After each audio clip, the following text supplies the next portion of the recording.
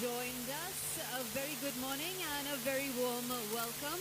We'll be starting in the next couple of minutes, so let me request everyone to please settle down and take their seats. Thank you very much.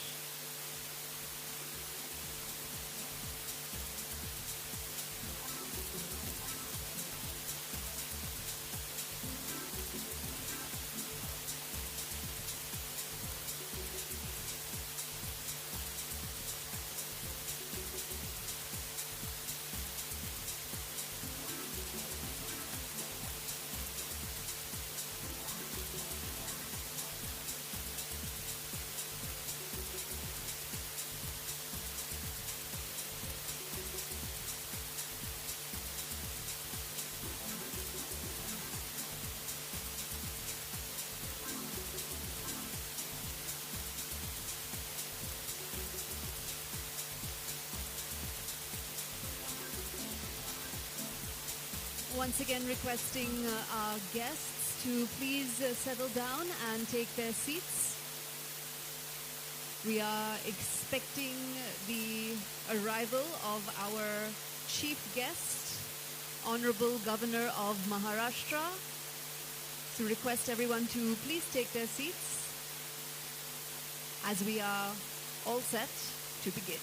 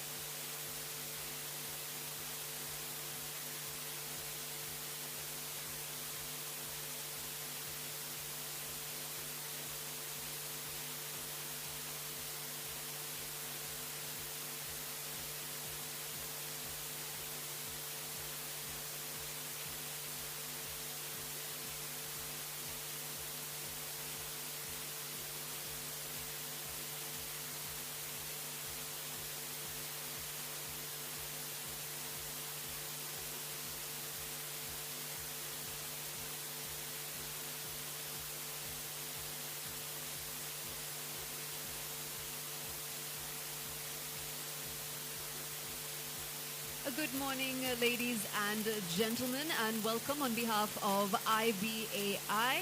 Request everyone to please settle down, take their seats, and we'd like to request you to have your mobile phones on silent mode for the duration of the event. Thank you very much.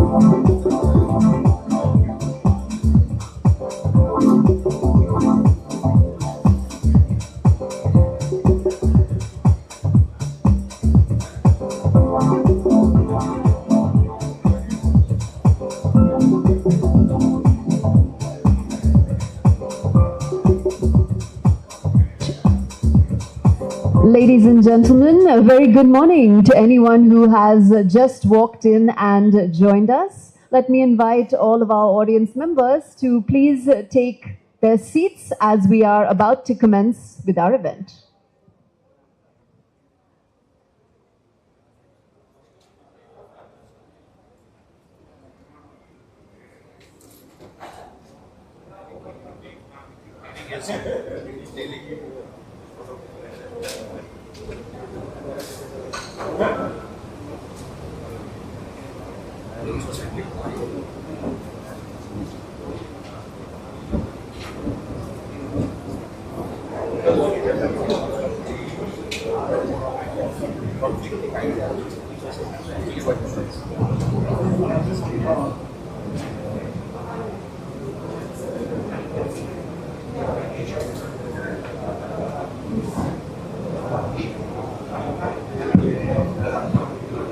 Our chief guest has arrived, ladies and gentlemen, will be joining us momentarily. Let me request everyone to please take their seats. Thank you.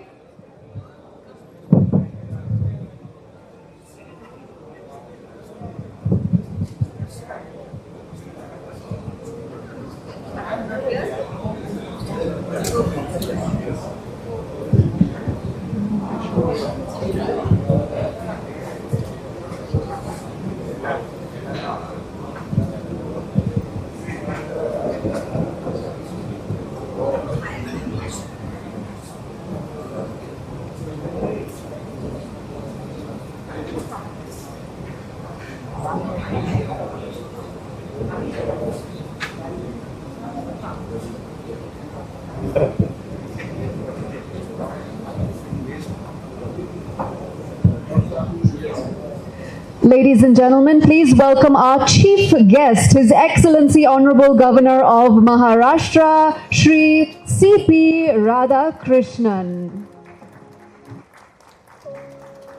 Very warm welcome to our chief guest. Thank you so much for gracing this momentous occasion. We'd like to begin with the lighting of the lamp ceremony. So I'd request you to please proceed towards the same. And to accompany you in the lamp lighting tradition, I would like to invite Srimati T.L. Alamelu, Shri Satyajit Tripathi, Shri Narendra Barindwal, Shri Mohan S., Shri Nirmal Bajaj, and Shri S. Rama Murthy. Let me request our dignitaries to please remove their footwear at the time of lighting this auspicious lamp.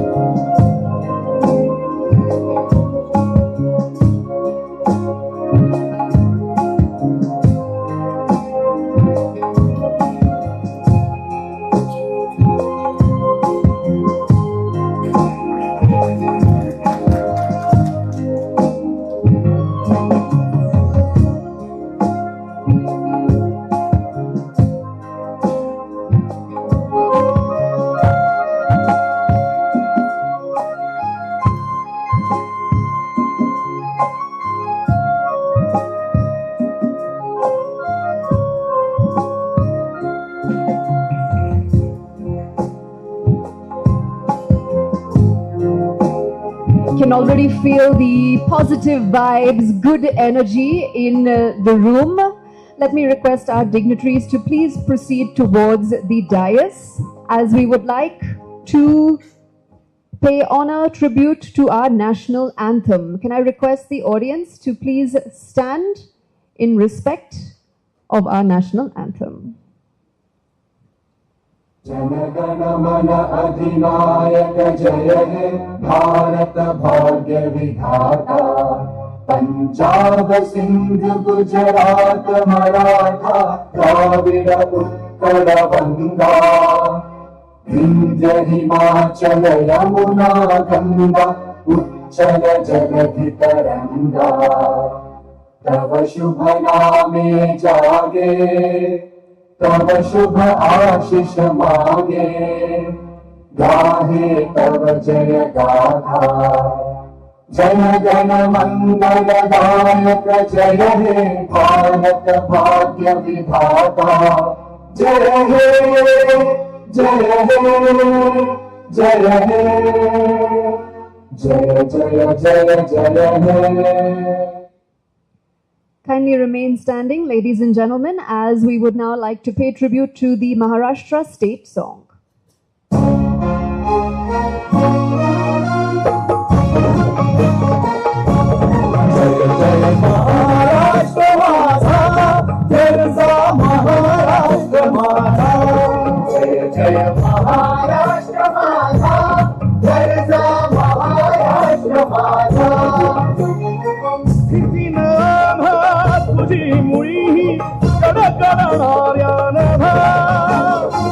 अस्मानाच्या सुलतानीला सभापते जिभा सह्याद्रीचा Singh गर्जत Shivshambhu राजा जय महाराष्ट्र माझा जय जय महाराष्ट्र माझा काळ्या छातीवरी कोरली अभिमानाची लेणी ओलादी मनगटे खेळती खेळ जीव घेणी दारिद्र्याच्या उन्हात शिजला विठ्ठलाच्या घामाने भिजला देश गौरवासाठी झिजला दिल्लीचेही रक्तगामी तो महाराष्ट्र माझा जय महाराष्ट्र माझा गरजा महाराष्ट्र माझा जय जय महाराष्ट्र माझा.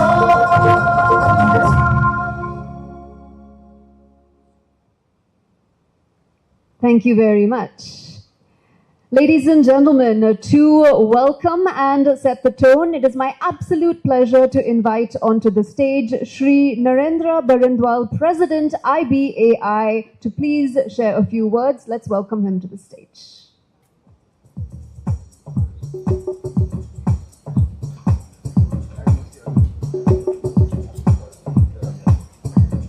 All right, so let me invite our dignitaries to please take their seats on the dais. Srimati T.L. Alamelu, who is Member Insurance Committee, IFSCA, ex-member IRDAI. Shri Satyajit Tripathi, Member Distribution, IRDAI. Of course, we have here with me Shri Narendra Barandwal, President, IBAI. Shri Mohan S., Vice President, IBAI. Shri Nirmal Bajaj, Honorary Secretary, IBAI.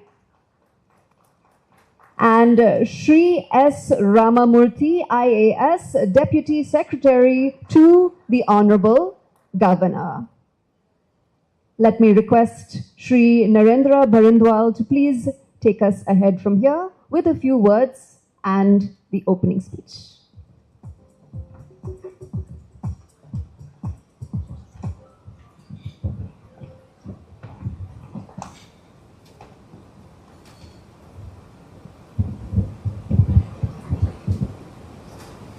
Honorable Chief Guest, His Excellency Sri C.P. Radhakrishnan Ji, Governor of Maharashtra. Guest of Honor, Srimati T.L. Alamelu, Member Insurance Committee IFSCA. Guest of Honor, Sri Satyajit Tripathi Ji, Member Distribution IRDAI.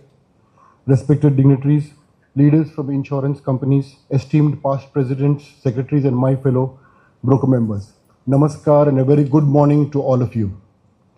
Today is a truly special moment, not just a celebration of 24 years of IBAI, but a forward-looking declaration as we step confidently into our 25th year, the Silver Jubilee year of Insurance Brokers Association of India. It's often said that an institution is the sum of its people, its purpose, and its perseverance. IBI is a living proof of that.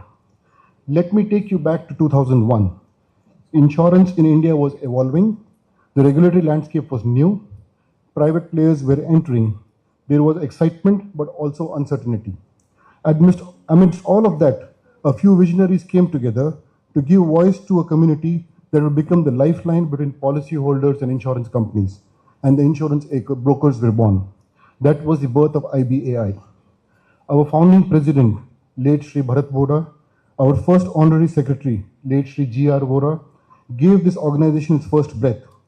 Their efforts were carried out forward by late Sri V. Sitapati, Sri Sohanlalji Kadel, Sri Nitin Dosa, Sri S.V. Thakkar, Sri Sanjay Kedia, Sri Vijay Rampal, Sri Sumit Bora, and Sri Sundaram Venkatwardhan, leaders who laid the foundation of a resilient, inclusive, and ethical insurance broking ecosystem. We owe a deep debt of gratitude to them. Today we walk on the path they paved. The real nature of insurance, solace, not gratification. Unlike most products or services, insurance does not offer instant gratification. There is no thrill of unboxing, no flashy advertisement, no wow moment when you buy a policy. Insurance is that silent guardian, invisible during peace and invaluable during crisis. It is a product that responds during the 4 Ds: death, disease, disaster, and despair. As brokers, we may not provide customer delight in the traditional sense, but we provide something far more enduring: customer solace. When the moment of truth arrives, we are the ones who hold the hands of the policyholder or their family member in their most vulnerable hour. This is not just service, this is stewardship. A story of trust delivered. Allow me to share a story that stays with me. In 2021, during the peak of the pandemic, a young SME owner in Pune, a father of 2, passed away due to COVID. Just a year prior, his firm had opted for group term life insurance, persuaded by a broker-led financial literacy session. After his death, it was not just the insurer, but the broker who guided the family from claim documentation to settlement. This widow, overwhelmed by grief, later said, "I didn't understand the policy, but I understood that someone stood by me." Multiply this story 1,000-fold, and you understand what brokers and insurance companies really do. Over the last 24 years, IBAI and its members have worked at the front lines of insurance literacy, inclusion, and access. We conducted financial awareness drives across India in schools, promoted insurance in underpenetrated states and sectors from MSMEs to agri-enterprises, assisted in customizing insurance products to better suit evolving customer needs. Especially post-COVID, brokers have driven product innovation in collaboration with insurance companies. Comprehensive wellness-linked health products covering mental health, lifestyle risks were developed. Group products for gig economy workers and SME tailored plans. These did not originate in a boardroom, but in conversations between brokers, policyholders, and insurance companies. The motor insurance product that we see today, the return to invoice cover as they call it, is now a common feature, came through a deep partnership between the broker and the insurance company. From the floods in Chennai to earthquakes in Sikkim, cyclones in Orissa, heavy Mumbai rains to COVID-19 crisis, brokers have stood shoulder to shoulder with policyholders and insurers. We were the first responders for coordinating claims documentation, ensuring timely communication, and mitigating panic among families and enterprises. We weren't just processing claims, we were restoring lives. While our feet on the ground, Our vision has always been strategic and long-term. IBA has consistently collaborated with the best minds in the industry to drive evidence-based advocacy. In 2015, with Ernst & Young, we published a Vision 2025 report laying the roadmap for intermediary evolution. In 2018, our collaboration with Deloitte produced a landmark GST guidance report simplifying compliance for our fraternity. And today, as we step into 2047 with national goals in mind, we are proud to partner with McKinsey & Company to co-create the IBA Vision 2047 report, a blueprint for insurance for all, with brokers at the forefront of inclusion, trust, and innovation. These knowledge partnerships have ensured that our voice is not just loud, but informed, respected, and reform-oriented.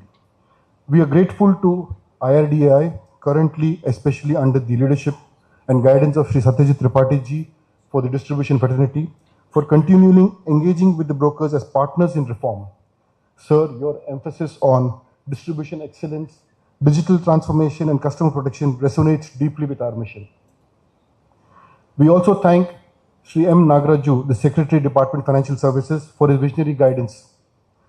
As stated by my friend, as mentioned by my friend, Honorary Secretary Nirmal Bajaj several times, we are willing to participate in state-level insurance penetration and act as critical enablers of trust and transparency. We look forward to guidance from IRDAI and Government of India to inspire us to do more and to do better. As we enter our Silver Jubilee year, we are not just honoring our past, we are preparing for the future.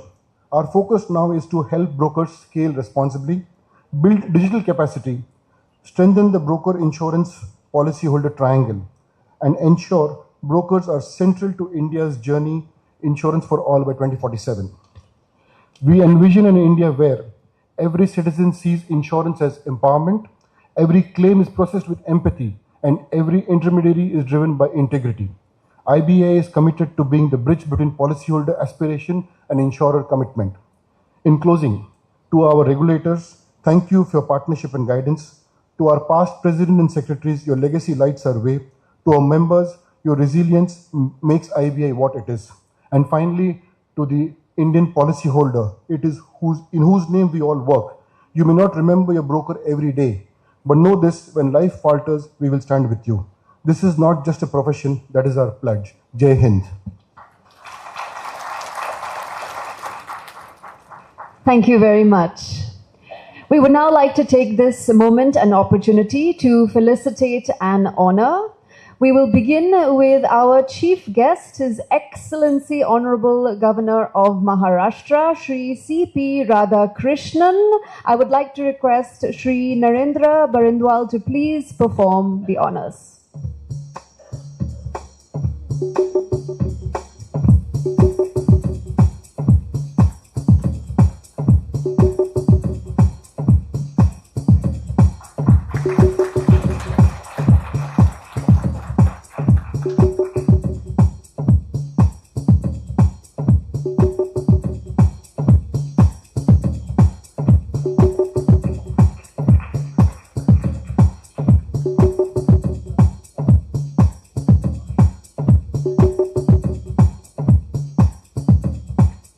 Thank you. We would now like to felicitate Srimati T.L. Alamelu, and we'd like to request Shri Nirmal Bajaj to please do us the honors.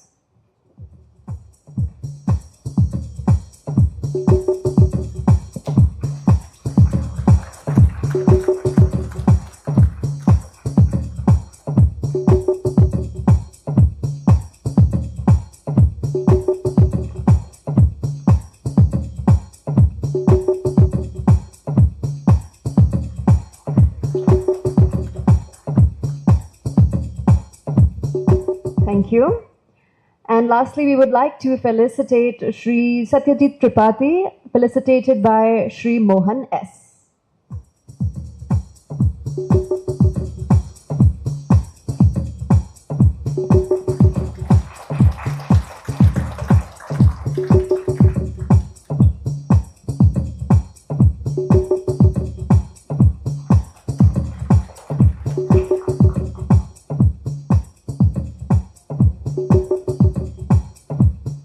Thank you. Let me request Shri Satyajit Tripathi to please take the stage and share a few words with us this morning.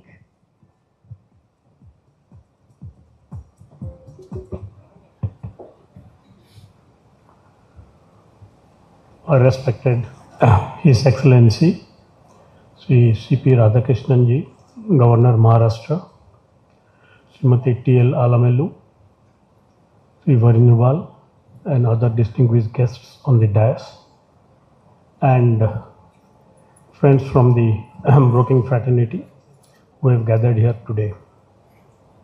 At the outset, I take this opportunity to thank IBAI for giving me the privilege of addressing all of you.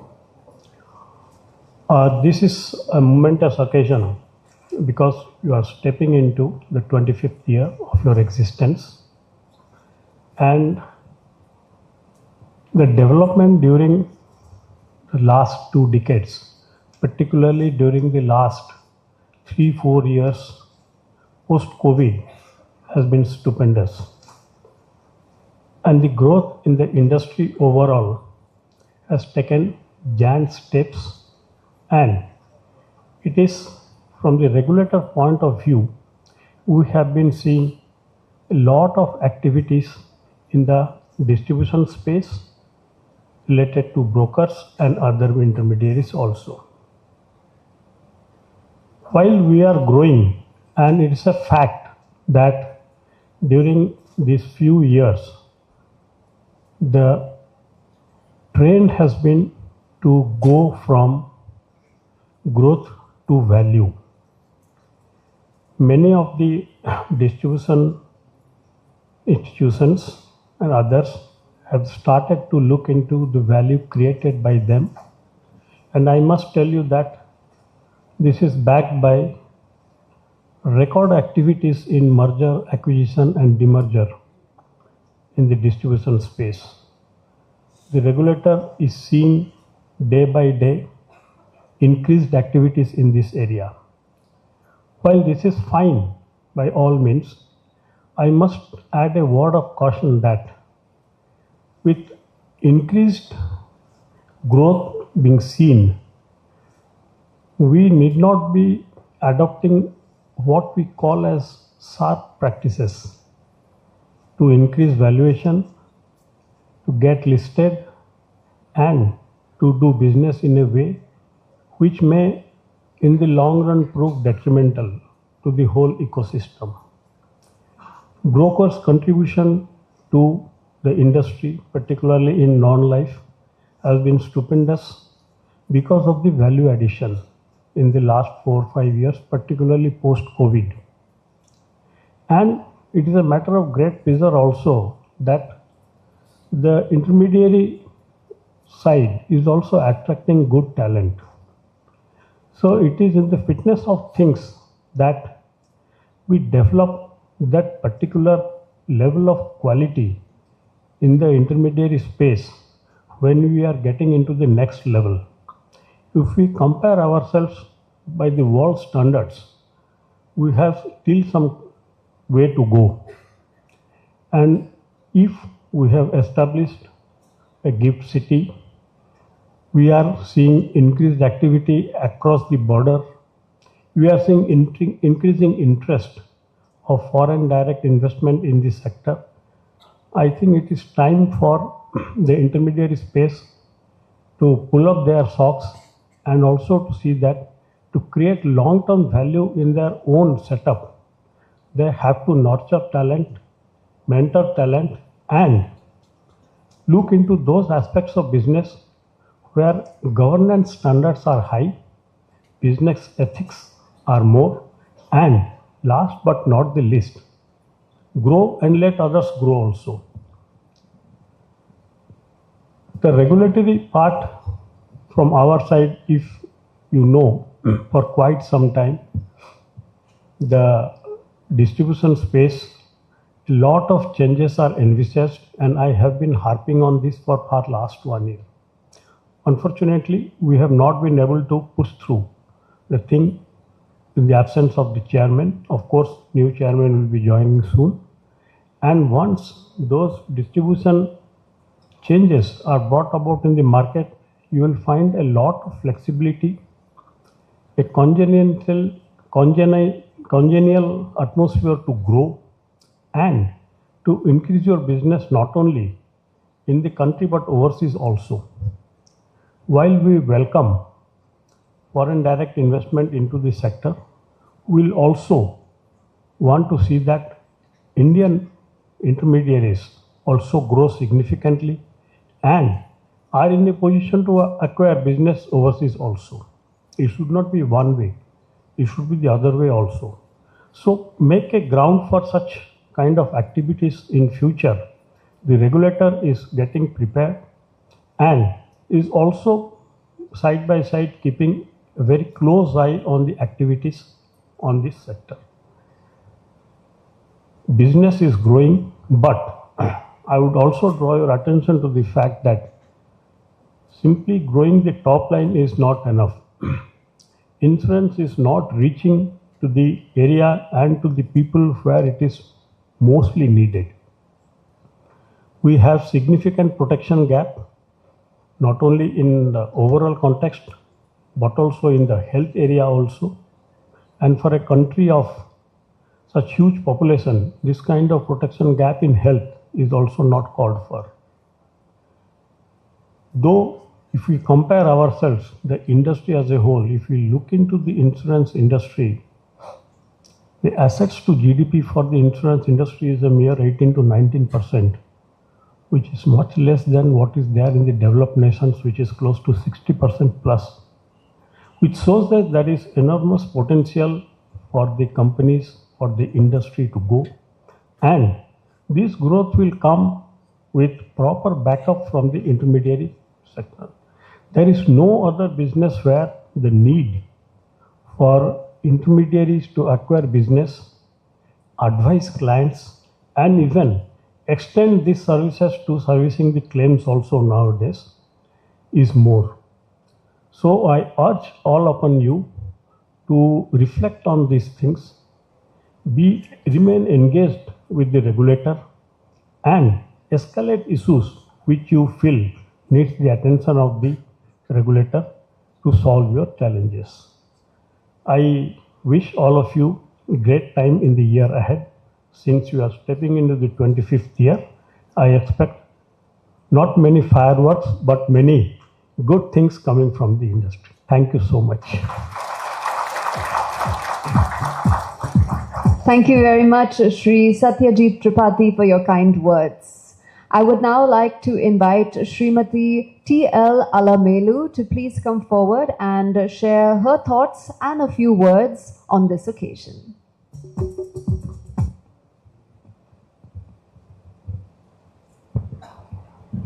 Thank you. Shri C.P. Radhakrishnan ji, Honorable Governor of Maharashtra, Mr. Satyajit Tripathi, Member Distribution IRDAI, Shri Narinder Bharandwal, President IBAI, and all dignitaries on the stage, off the stage, and all my friends and colleagues of the insurance industry. Very good morning to all of you. First of all, thank you for remembering and inviting me for this prestigious, happy birthday celebration of the IBAI. You are now entering into your 25th year of existence. 24 years, you have done a lot of, good work. You have spread awareness of insurance, and lot of things have happened in the 2.5 decades of your existence. I want to extend my heartfelt congratulations to all members who have nurtured and grown this institution into a vital pillar of India's insurance ecosystem.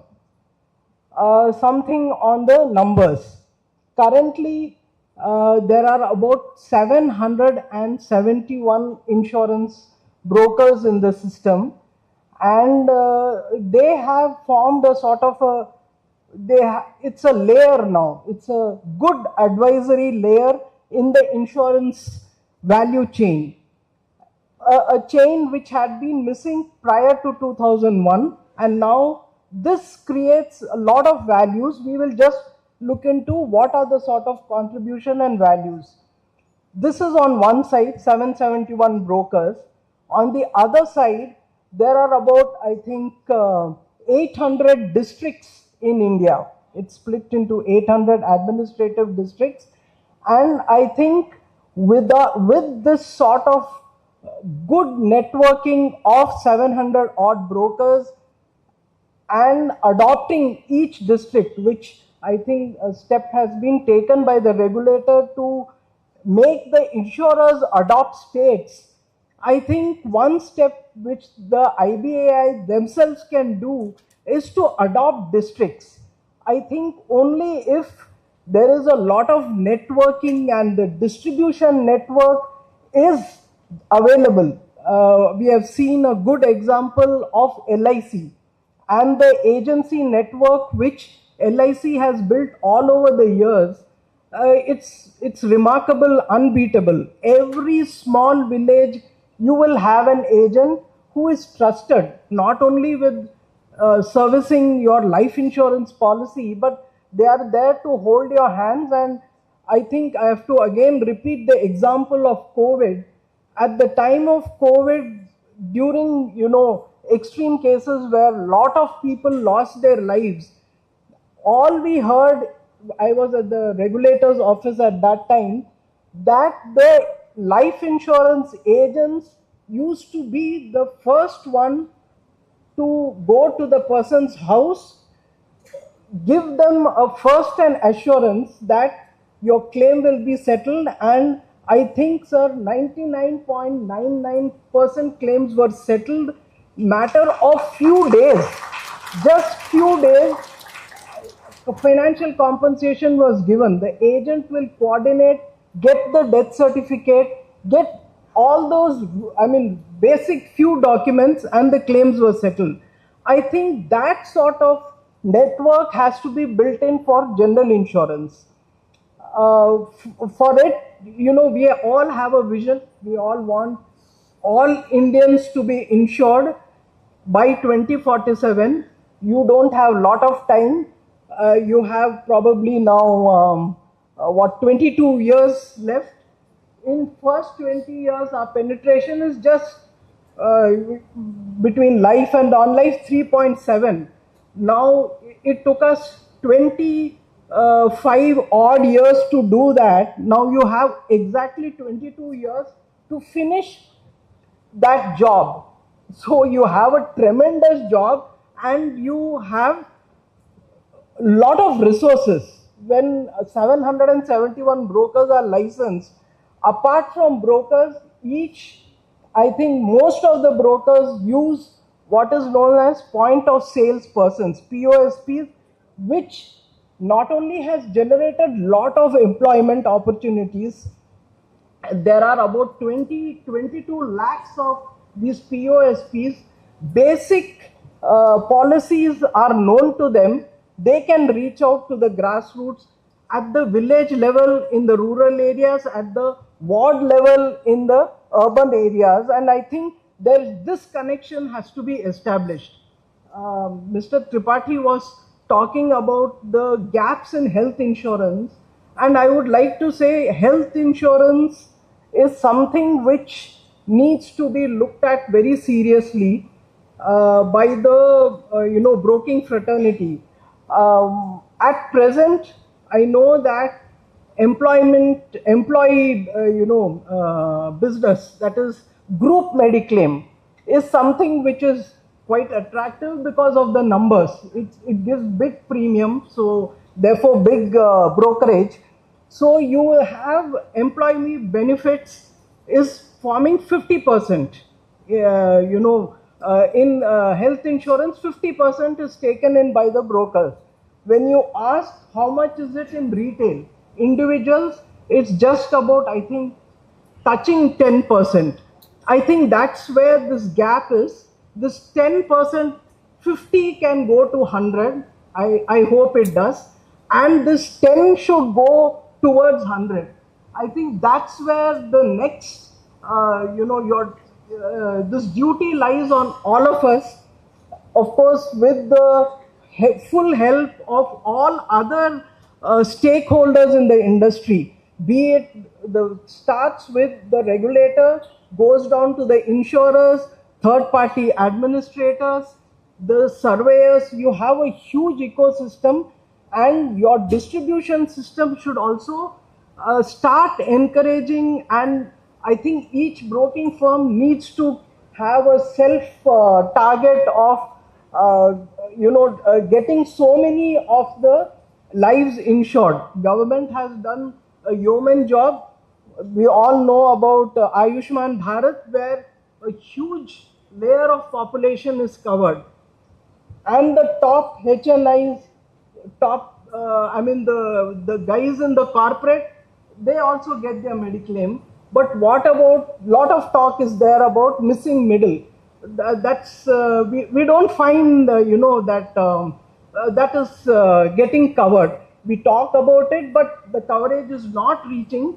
People do have disposable incomes, and why is it not getting channelized into insurance is something which we need to think. I think one answer will be a trust factor. People still look at insurers very skeptically, and they keep wondering, I pay the premium, do I get the claim? When I'm in trouble, who is going to help me out? Are all questions which even an upper middle class person asks. So they think nothing will happen to me. That's the general attitude of all of us.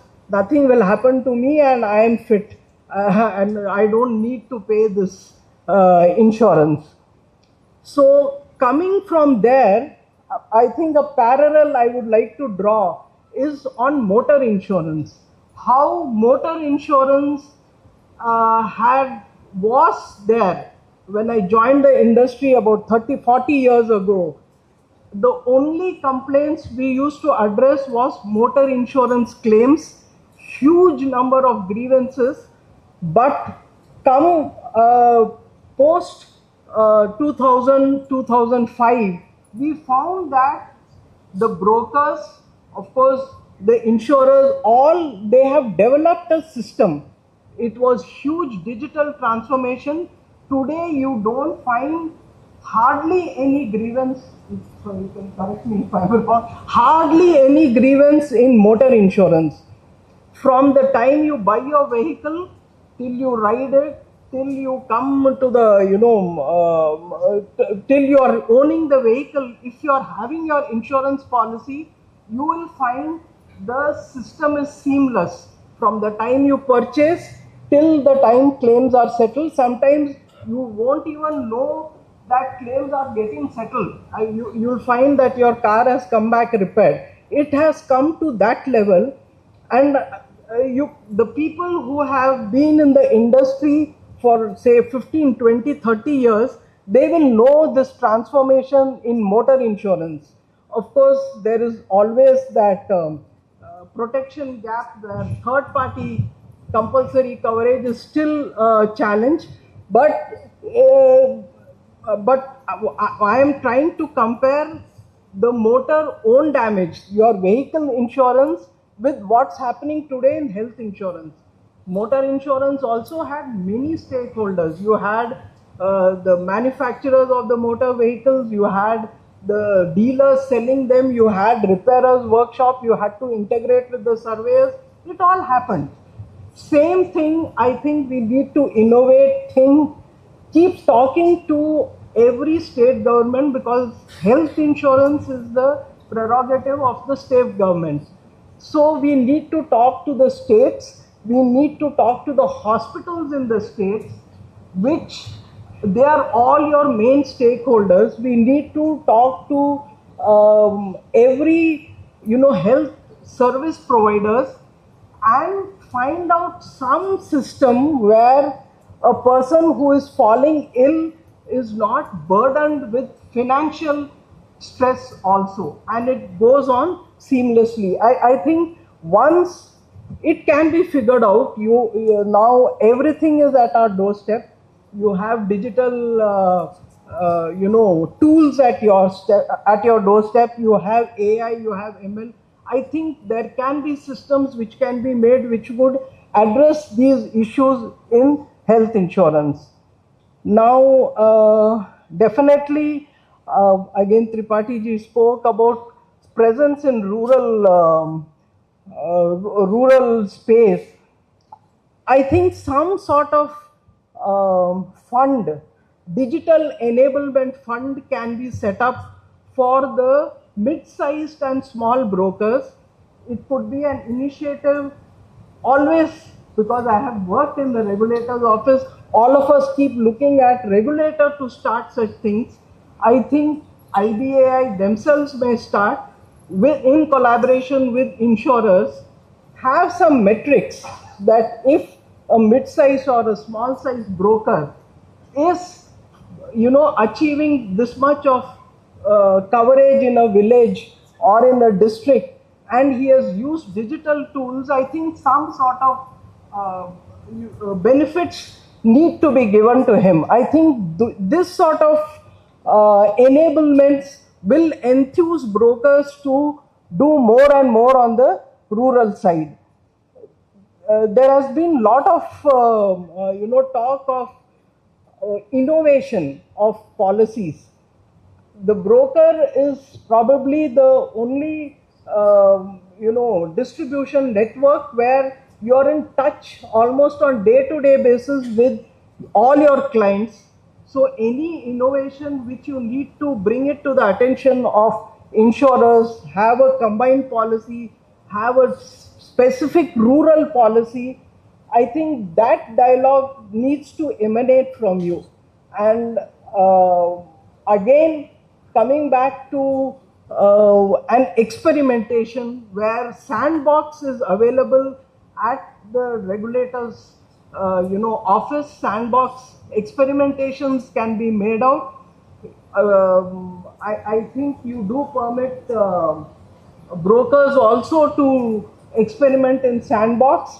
You can experiment and do it on a particular district or on a particular village, so that with that success you can do it without investing lots in a particular policy where you know that there could be a failure.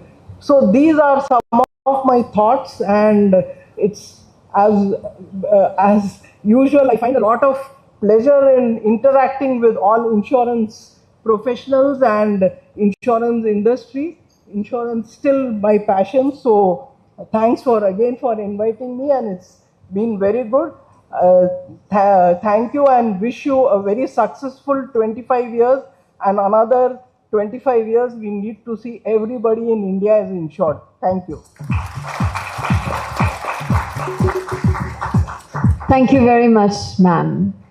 Ladies and gentlemen, our chief guest, Honorable Shri C.P. Radhakrishnan, is the current governor of Maharashtra and was a member of BJP and elected to Lok Sabha from Coimbatore twice. It is my absolute pleasure to request the Honorable Governor to please address our audience on the occasion of IBAI Foundation Day.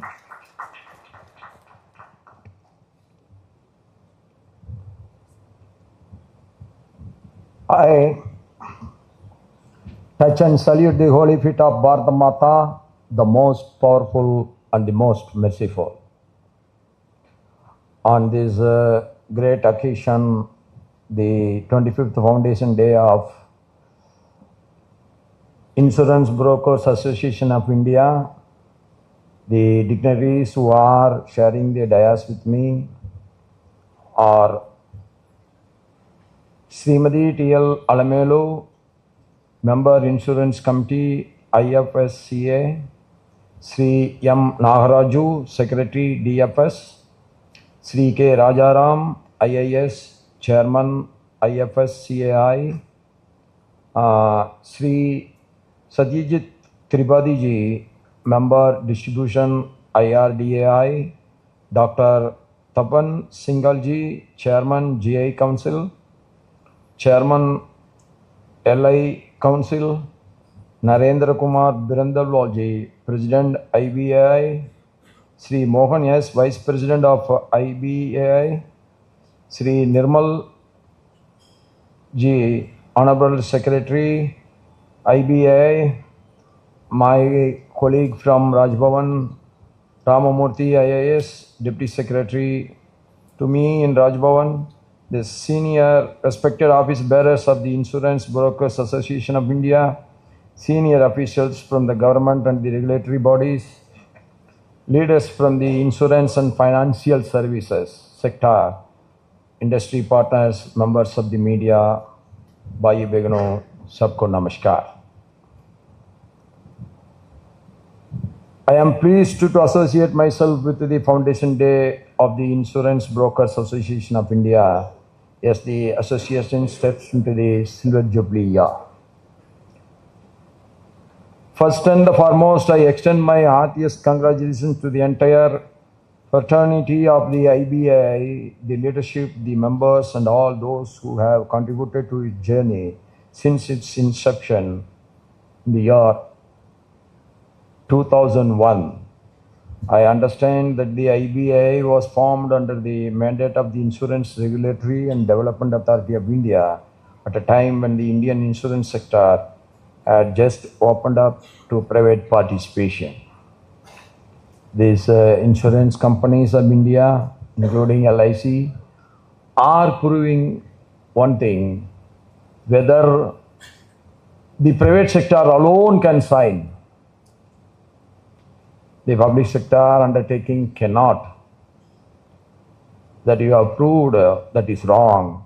My congratulations to all of you for proving that government sector also can sign if the devotion and dedication is there.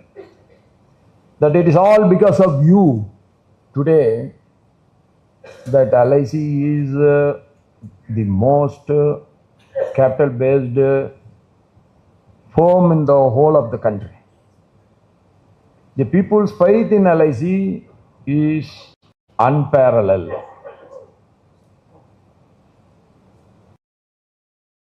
Have come, but the people's ordinary man's faith, whether it is in the rural sector and in the most urbanized city, the faith in the LIC is very much. That is only because, as it has been said, the claims of the LIC is settled more than anything is getting settled in this country. Over the past 24 years, IBAI members have played a crucial role in deepening insurance penetration, facilitating risk awareness, and supporting the growth of India insurance sector across industries and geographies. Insurance is not merely a financial product, it is a vital instrument for social security, risk mitigation, and the economic stability. In our business administration education, we used to debate how to sell the most unwanted product. That is the greatest salesmanship of a salesman. You all know the example for that is the LIC policy. Life insurance policy is the product which is not easily sellable in the market, or it is wantedly anybody is buying. That is the example. That means you can imagine how much effort you require, how much hard work you have to do to sell an LIC policy. Of course, the other policies, there are compulsions. About motor vehicle policy, people know it, they have to do it, so that they need not worry about the risk involved while driving. For their life, most of the people even today are thinking that is a negative attitude. You are coming and you want to insure me, that means you are thinking that I am going to die. It's not like that. Any risk that has to be covered. Slowly that phenomena is changing. Everything is changing in the world. As we all know, the only constant factor in the world is change. Today, the perception about the LIC policy is also changing. I remember when my father was sitting very upset. I asked him, why you are sitting so upset? He never sits so much upset in his whole life. He just told to me that he has done one single 1 crore policy that get rejected by the LIC after it has been scrutinized by some company. They want to reinsure at Switzerland. I asked him the reason. He said overweight. That was the reason that has been rejected. So my aim of doing a 1 crore policy for a single man has failed. That's why I am little upset. Then I asked him, don't worry about it. I am giving you the premium. You do it for me. Then that has been done, and that was the only 1 crore policy for many years in the whole of Tamil Nadu. So why I am telling this, selling an life insurance policy is the most difficult job in the world. But still you are doing it in the most successful way. That is the reason why so many infrastructure has come. The LIC's advance in the infrastructure development of this country is amazing. From overhead water tank in a village to infrastructure roads, the LIC's advance is so much. And in those days, LIC was the only investor on the public interest. Today, it is more easier because the economy has grown so much. When the economy was struggling, it was only the LIC that helped the economical development of this nation. That has to be remembered. Despite its importance, India's insurance penetration, that is ratio of total insurance premiums to GDP, remains modest. Don't worry about it. It will pick up. See, first the economy has to pick up. Then only the rest will come follow through. So people are thinking that in spite of the GDP, our share in the GDP for insurance sector is so low. Not like that. The insurance sector is the last one who will pick it up, but it will pick it up very fast. India's insurance penetration stood at 4.2% in 2023, including both life and non-life segments. In non-life insurance, India's penetration is just 1%, far behind the global average of around 4.1. That is, I am not much worried about that because that will pick up in the nearest future. Maybe a year, 2, 3, it will pick up like that, and it may cross even the world average.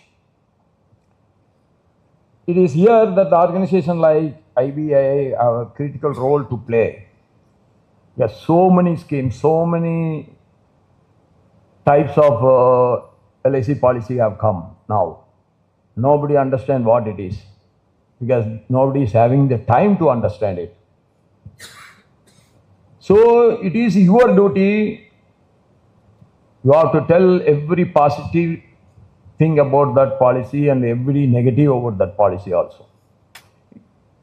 You are the right person to educate a client what is to be done, why he has to do this, how the benefits will come, what type of benefits will come at which time. And you are the people, you must always fight with LIC for the genuine grievances of the clients. I will just point out one which has come to my knowledge. If anybody is taking the loan on the LIC policy, there is no single advance in the whole world which is 200% secured than the loan given by the LIC on the LIC policy. Even the next day you paid up the policy, LIC is not going to lose one single naya paisa. Even the LIC, you pay only the premium, you don't pay your interest till the maturity of the date of the policy. LIC is not going to lose even one naya paisa. That much secured advance, there is no such secured advance in the whole world. But what is the LIC is doing? LIC is not permitting the client to pay their loan amount in installments whenever they like. They will say you have to pay only on the end of the half year end or at the end of the year you should pay. Otherwise we will be charging you the whole year. Is it fair? Definitely not. When the bank's capital base is much lesser than the LIC, they are handling it. Whenever you pay the loan back or you are not utilizing the advance you have been given, they are charging the interest only for the money utilized. Whenever you can go and pay your loan, that will come down. Why LIC cannot adopt it? The client has to suffer. This is the most unfair as far as the consumer interest is concerned. LIC must accept, because money cannot be in the hands of the client all the time. He should be allowed to pay whenever he is having money. If LIC cannot manage the finance, whether an ordinary client can manage the finance of himself. These type of very genuine grievances should be addressed by you. You must fight with the LIC and make it. Let them understand what is advance, how the repayment should be accepted. When you can give 100 and 200% secured loan, I don't understand why LIC is hesitating to accept the repayment of the loan in installments. And insurance advisory cannot be overstated.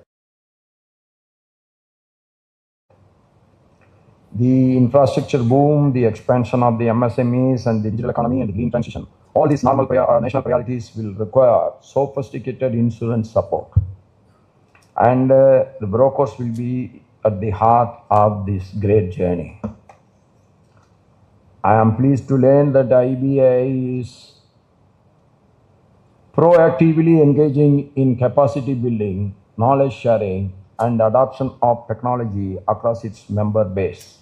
The future of insurance broking is rapidly changing, driven by data analytics, artificial intelligence, and a digital customer experience.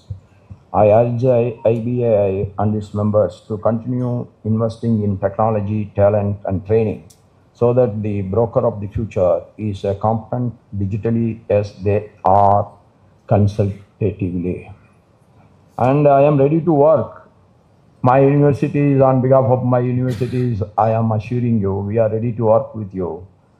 We will create a syllabus so that the future insurance brokers can be a professional by education also. A degree can be created, a diploma can be created. Anybody wants to learn about, they should learn it while they are getting educated in the college.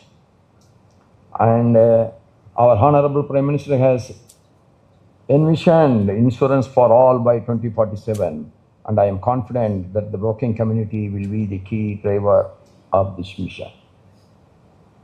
Even the most educated person who is insuring himself doesn't know anything about his insurance policy scheme. He is totally depending on you. Whatever you say, he is saying yes. Why I am telling this? That's why I am insisting on you. You should suggest the right thing to the right person. Not every policy, every scheme is needed for every client. Of course, one life insurance is required for every client. That I agree with you. There are so many other schemes, other insurance policies that we should give the right policy to the right people. That is where we have to take it up. And in the rural areas, as it is mentioned by our Alamelji, that there must be special incentives should be given if the more and more people is getting insured from the rural areas. In the rural areas, still the awareness is very low. So extraordinary effort has to be taken up by the insurance brokers to penetrate into the rural market. That has to be encouraged, and it should be very positively considered by the insurance authorities. That is, I am appreciating her initiative in this direction. And the certification regulatory exam training as a part of university curriculum. I am with you, and it can be encouraged. So I request all of you to come forward so that somebody, even during their education itself, they can take up this insurance broking as their professional for the future.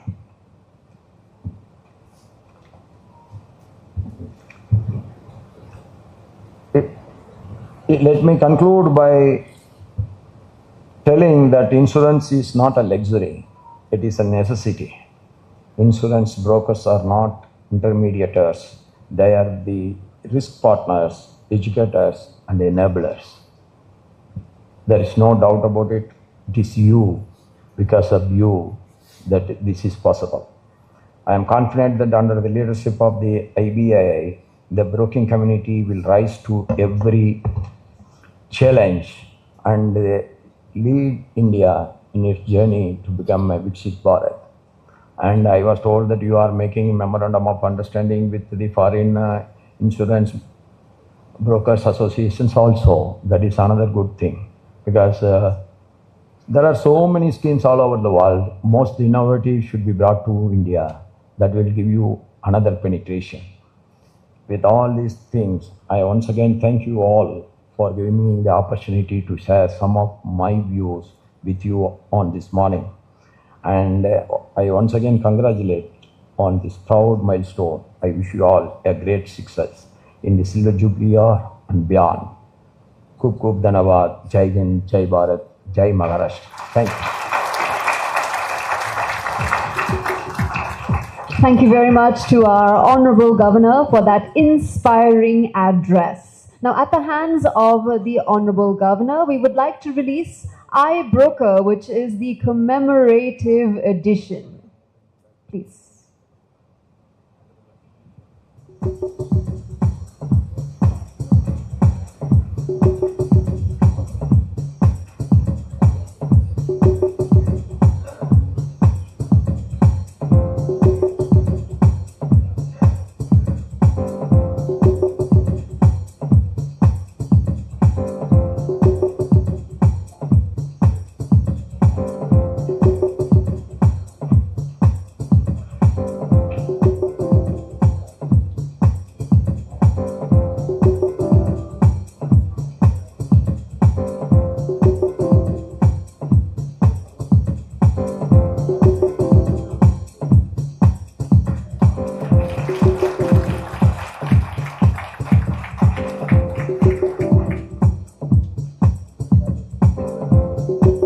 That was the release of iBroker and McKinsey report. We would now, can we request the McKinsey partners to please join us on the stage for this moment?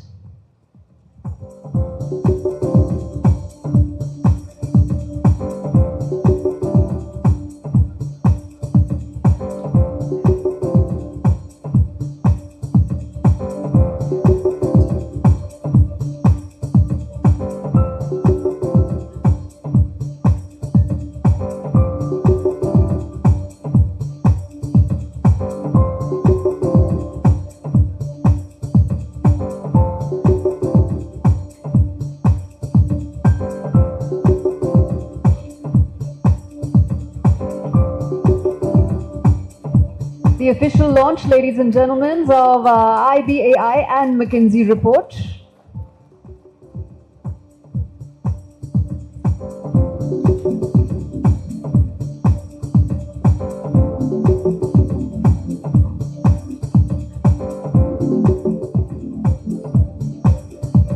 Thank you. And now at the hands of the Honorable Governor, we would like to felicitate the past President and Secretaries. Can I request you to please make your way to the stage? Shri Nitin Dosa, former Honorary Secretary and Treasurer, IBAI. Shri S.V. Thakkar, former Honorary Secretary, IBAI. Shri Sanjay Kedia, former President, IBAI. Shri Vijay Rampal, former Honorary Secretary, IBAI, Shri Sumit Bora, former President, IBAI, and Shri Sundaram Varadan, former Honorary Secretary, IBAI. Please join us on the stage for the felicitation.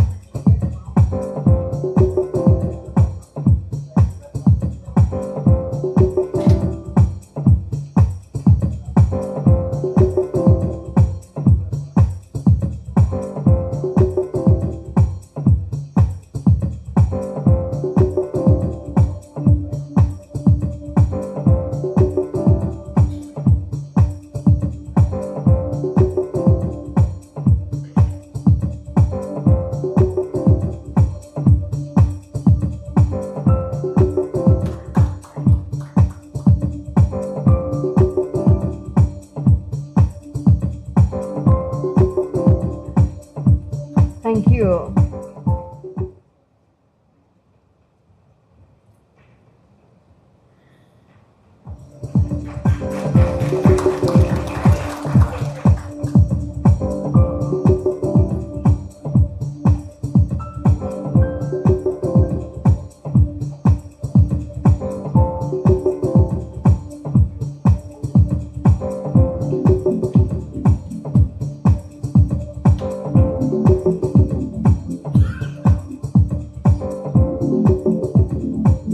Thank you. We would now like to felicitate our organizing committee. I would like to request Srimati Rashmi Iyer, Srimati Monisha Dosa, and Shri Surinder Tonk to please join us on the stage. Our organizing committee, ladies and gentlemen.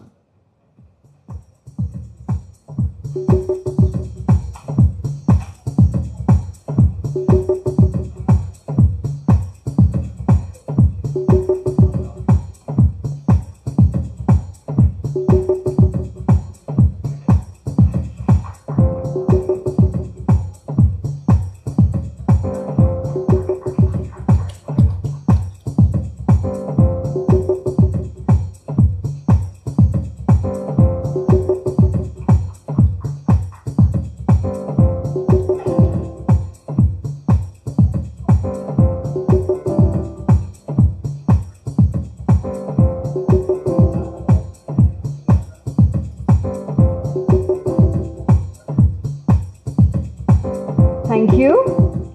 And we'd now like to felicitate the team from McKinsey. Let me request Shri Piyush Dalmia, Senior Partner, along with Shri Abhilash Sridharan, Partner at McKinsey and Company, to please join us on the dais.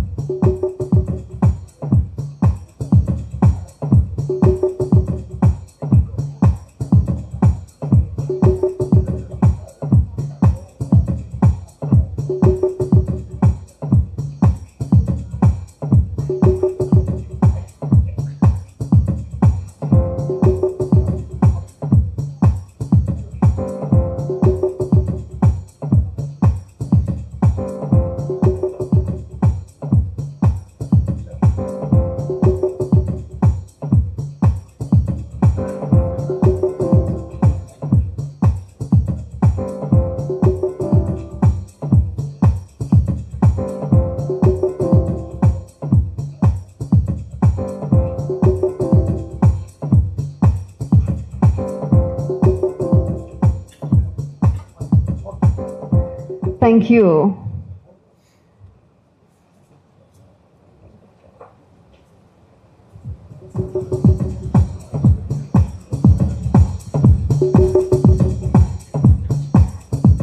As we conclude, let me request Shri Nirmal Bajaj, Secretary IBAI, to please present the vote of thanks.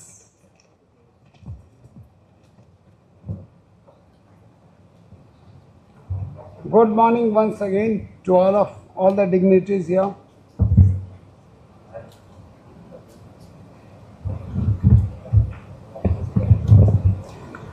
Respected Chief Guest, sir, His Excellency Honorable Governor of Maharashtra, Sri C.P. Radhakrishnan ji, Guest of Honor, Srimati T.L. Alumalli ji, Principal Advisor, IFCA and former member IAD, Sri Satyajit Tripathi ji, Member Distribution IIDA, distinguished guests, esteemed leaders of IBI, past and present both, captains of industry, colleagues and friends. Namaskar. It is my privilege and honor on behalf of the governing board of IBI and the entire member community of the IBI to extend the heartiest thanks and deep appreciation to each one of you for joining us on this very special occasion.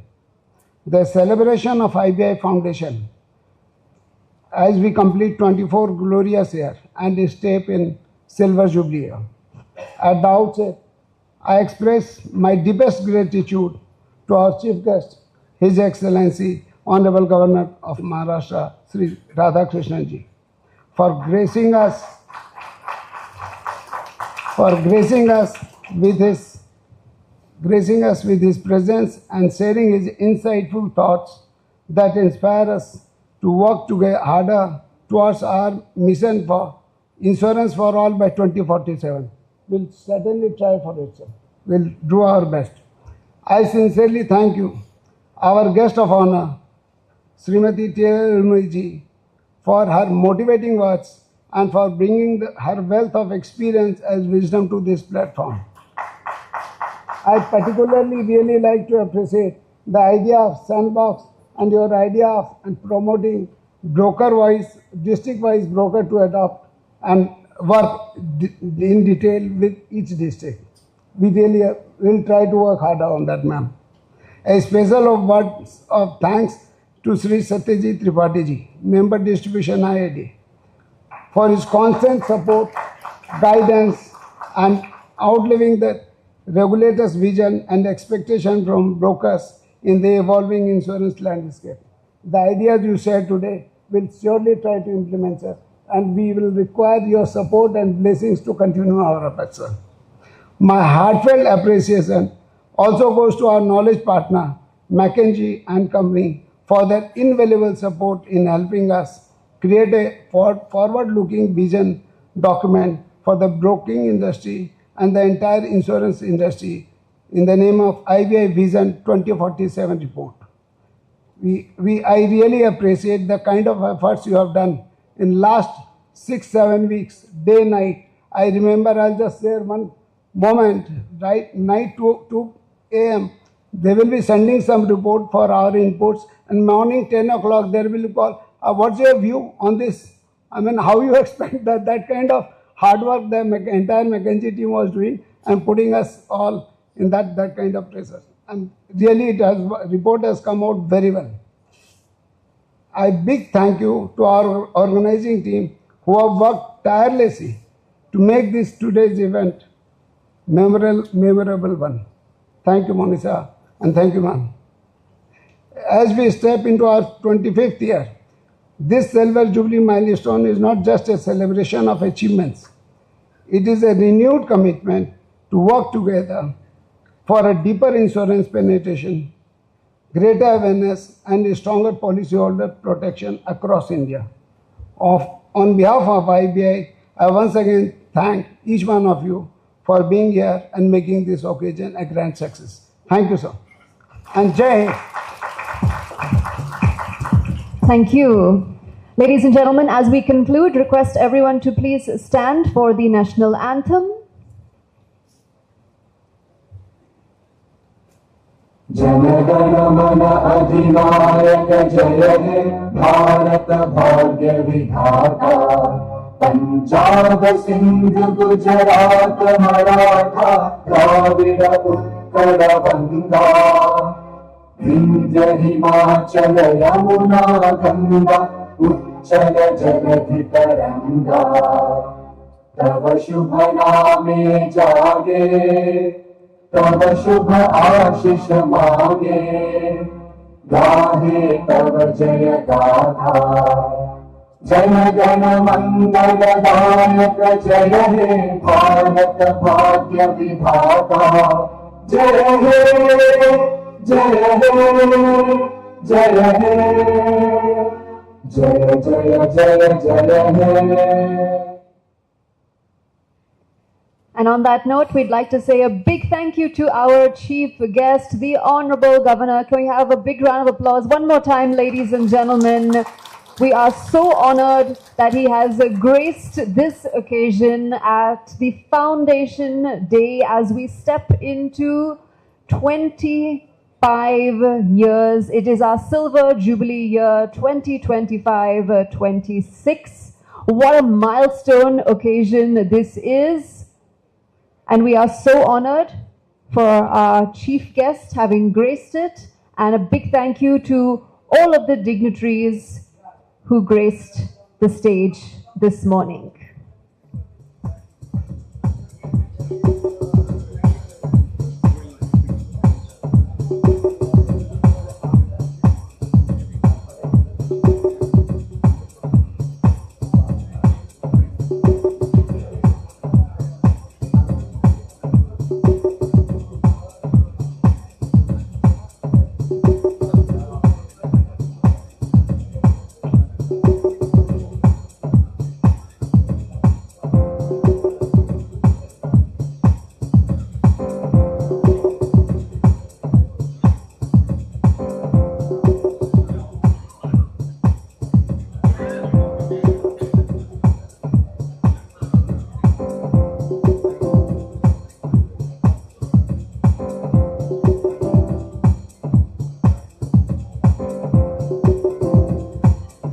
Ladies and gentlemen, with that we conclude the morning segment. What a wonderful start to the day, but there is a lot more lined up on our agenda coming your way. For the moment, let us take a short break for some refreshments. We have some tea and coffee which is being served outside as we speak. Request all of our audience members to please help themselves, and we will join right back here to continue with our agenda for the day.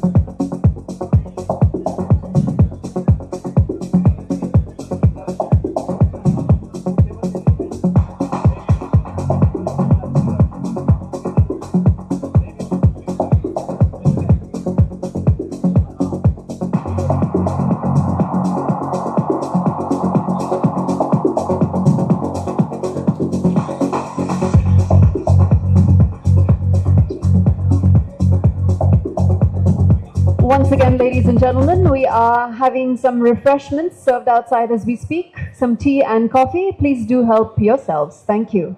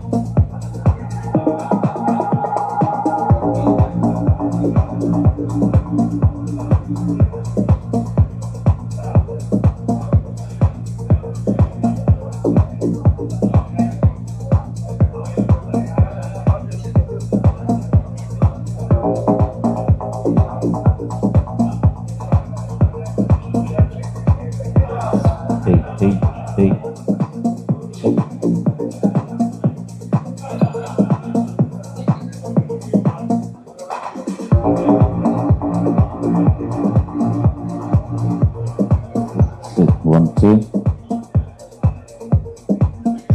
Check 1, 2.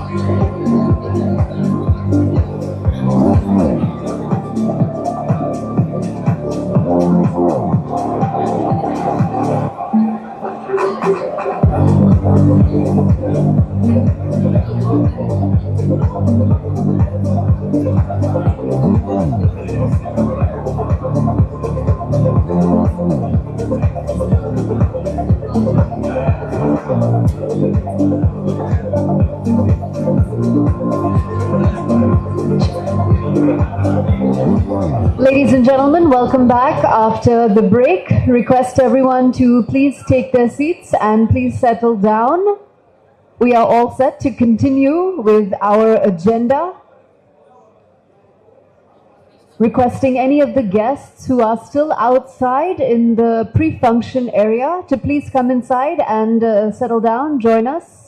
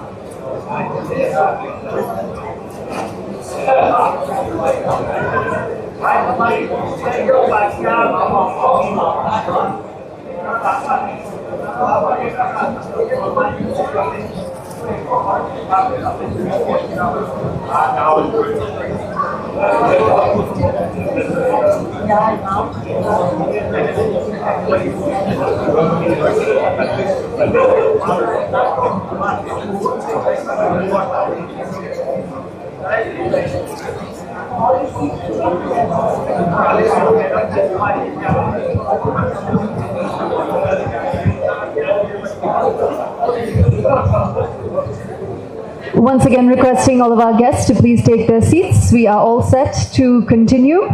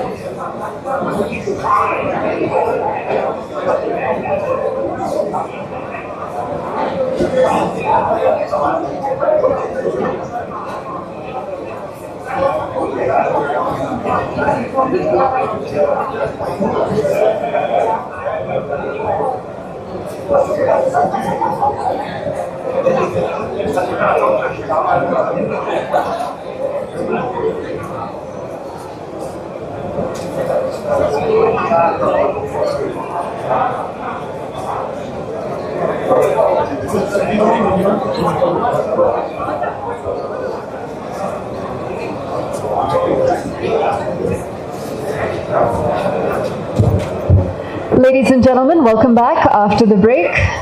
We are all set to continue. Let me request everyone at the front to please take their seats, settle down.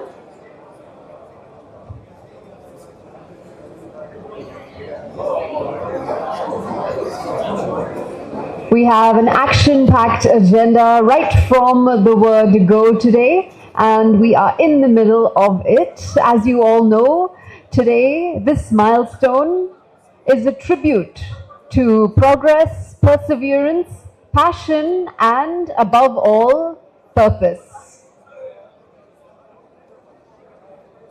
We have our next speaker ready to take the stage. So once again, let me request all of our guests to please take their seats and settle down.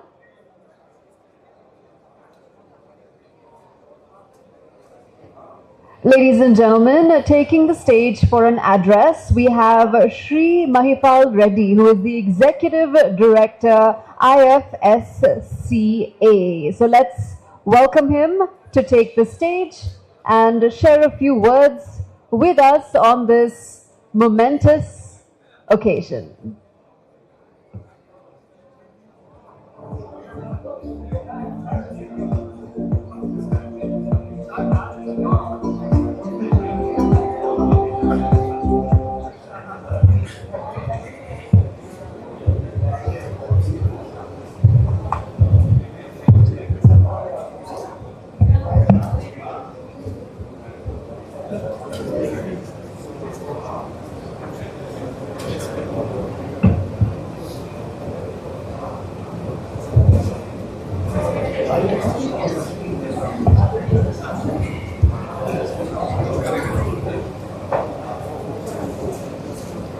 So, respected member distribution IRDI Sri Satyajit Tripathi ji, Madam Alamelu, ex-member IRDI, CMDs, CEOs of insurance companies, CEOs of broking companies, office bearers of Insurance Brokers Association of India. On behalf of IFSCA and personally, I wish hearty congratulations to IBAI for completion of its journey of 25 years and celebrating this Silver Jubilee celebration. And this is a momentous occasion, celebrating a Silver Jubilee and recalling the nostalgic feelings is perhaps one of the best occasion. So it is also coincidental that IBAI has opened its chapter at Gift City in this 25th year. And not only it opened its gift chapter, but also organized one workshop wherein good number of insurance brokers have attended the session and they have come to know what are the opportunities at Gift IFSC. I will be briefly touching upon what are the opportunities and how is the current ecosystem at Gift IFSC. You know, there are around 50 insurance offices and insurance intermediaries at Gift IFSC as on date.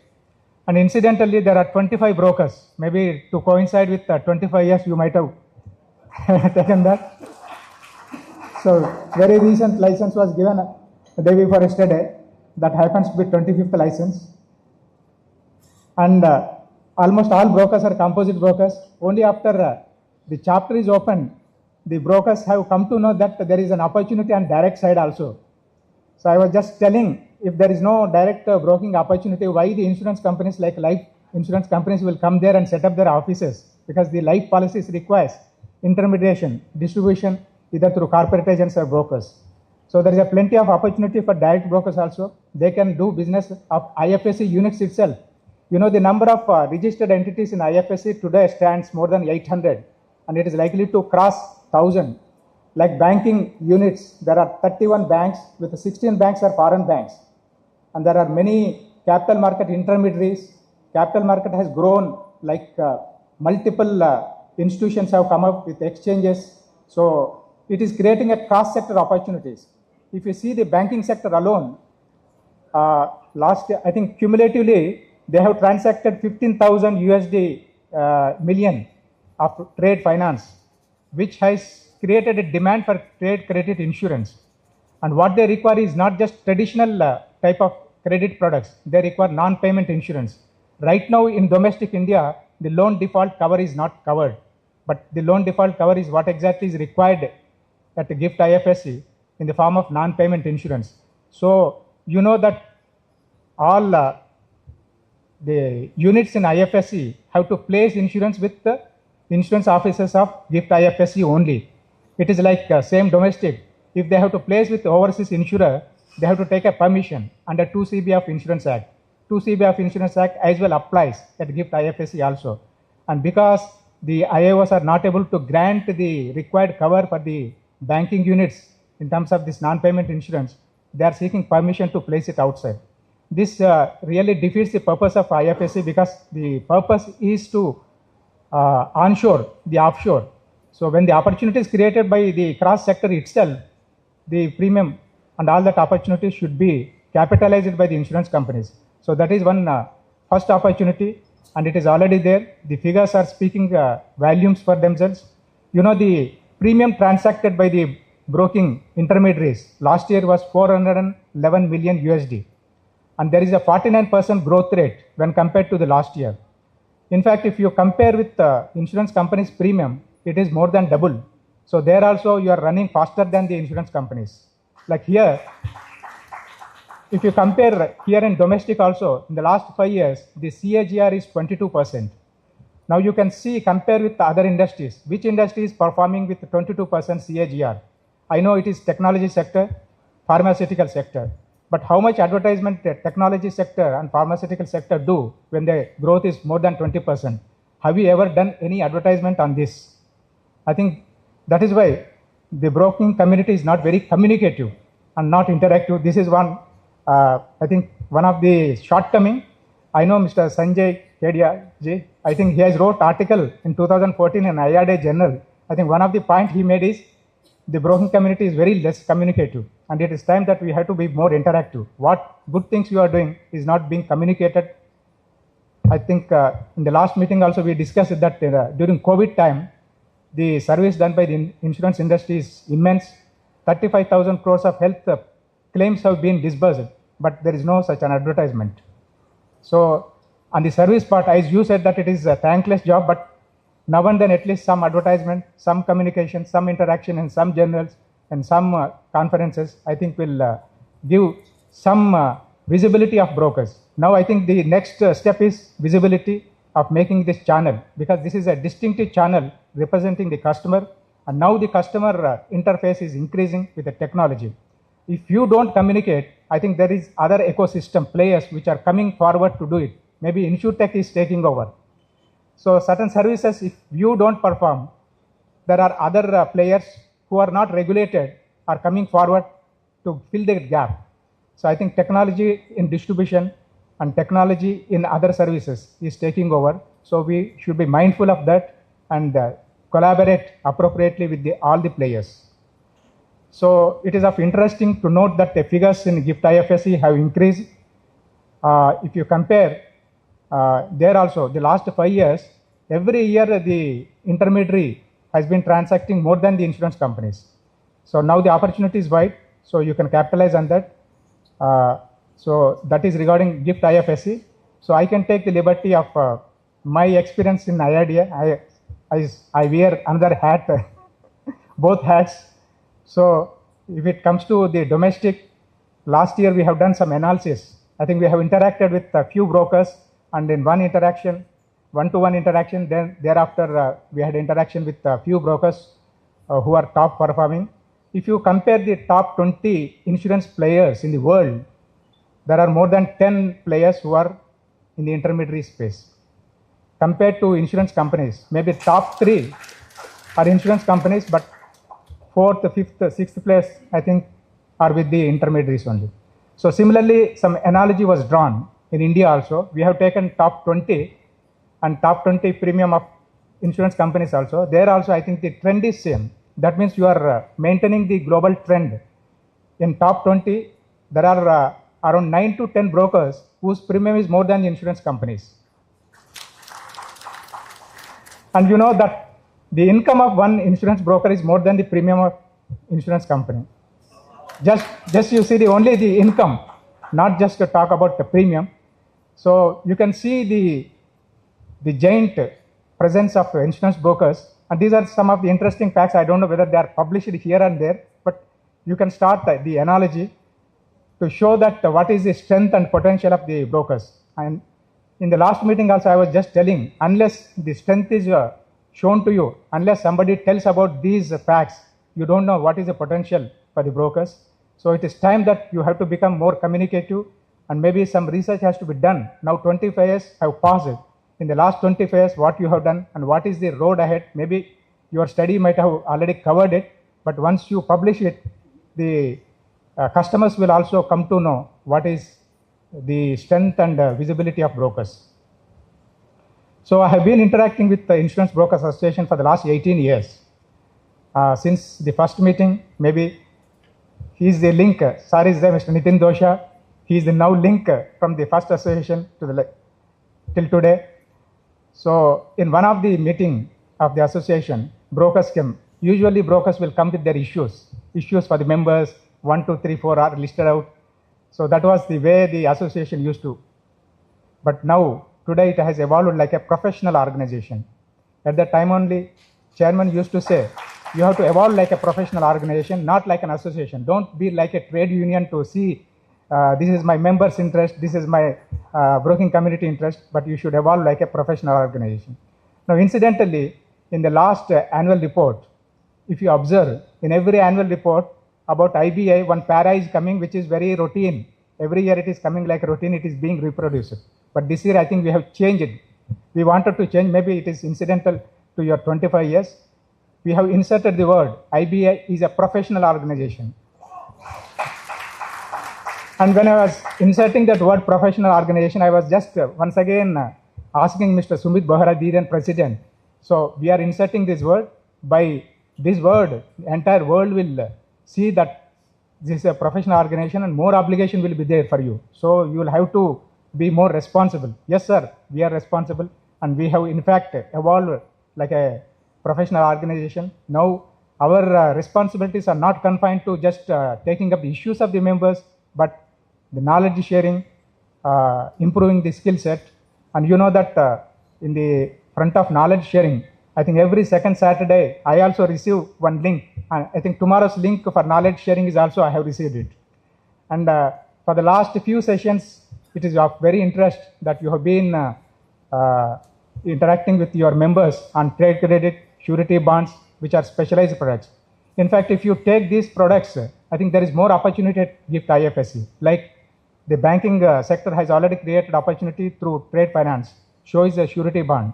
And there are also entities like ship leasing, aircraft leasing, which requires residual insurance, loss of equipment insurance, which are very unique. They are unlike traditional hull liability insurance. There are separate type of insurance, which are not heard of here. I think these are the new opportunities that can be capitalized by the brokers as well. Now, not only this, you can also operate, you can promote the MGS there. MGA is recognized as insurance office. MGA will have one pen and one underwriter, either insurer or reinsurer. I think some of the brokers are interested to bring MGS into GIFT IFSC, and that is another opportunity awaited for you. So, when you compare with this growth, whether domestic or international, I think these global trends are continuing. So, like the CAGR, which we talked about 22%, is also there at GIFT IFSC. So I want you to just study deeper into the annual reports, find out the statistics, and then come out with a research. What are the opportunities, and especially the areas like credit, surety, cyber. Even cyber also is increasing. And when you compare the traditional products with these products, there is a difference. It is unconventional. And the GIFT IFSC is also in the process to get amendment in the Act to promote captive insurers, mutual insurers. I think that will also be a game changer. And not only that, recently a working group formed by IFSCA on ILS and CAD bands has released the report, and I think the report is available on the website. It can be, you can go through it. That is another big opportunity which will be created from this GIFT IFSC. So where one special purpose insurer will be authorized to promote this. A cedent company can use SPI and seed the premium. SPI can create bonds through investment. Capital market is already well organized at GIFT IFSC. So this interface of SPI, cedent and investors will be enabled through this framework, and that is going to be shortly a reality.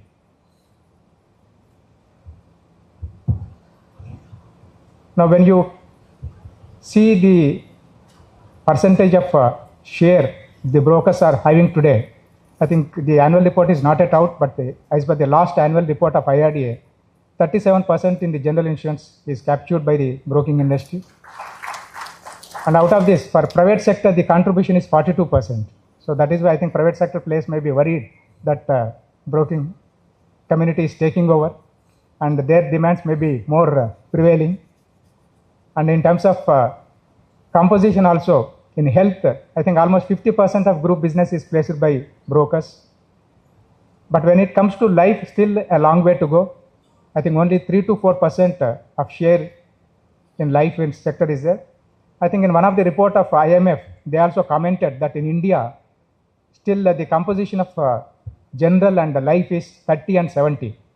70% is still with life insurance, 30% with the general insurance. Despite brokers contributing almost 40%, still there is a long way. You have to tap under 70%. So if you compare with other countries, the share of general insurance is the reverse. It is 70-30. 70 is general, 30 is life. So there is a long way to go in general insurance to tap. So that is where the brokers are already stronger. you can become much more stronger to tap and see that in the coming, maybe as a plan for the next 25 years, the share of general insurance premium has to increase at least 50-50. So that can be a target, and I think by way of insurance for all of 2047, this can be one of the target. So you can increase your presence here and there and make general insurance more vibrant when compared to the life insurance. So there are some other interesting facts, maybe that is out of the analysis of 20 top brokers. It is almost similar to the general, but there is some little difference. So in the top 40, 77% have contributed to the general insurance. I mean, out of their 100% premium, 77% is in general insurance, 13% is life. If you take the industry average, it is only 3%, but top 40 have contributed to 13% in the life insurance. And the share in reinsurance is 10%. If it comes to health, it is 28%, and within that group is 50%. And miscellaneous is 28%. Interestingly, miscellaneous is 28% is something that it shows that there are specialized brokers. I know there are some specialized in liability, in credit. I think in 2010 onwards, I have seen that one of the broker wanted only to do trade credit, and one of the broker only wanted to do liability, and they have been doing that. So I think this interest in specialization will have to increase.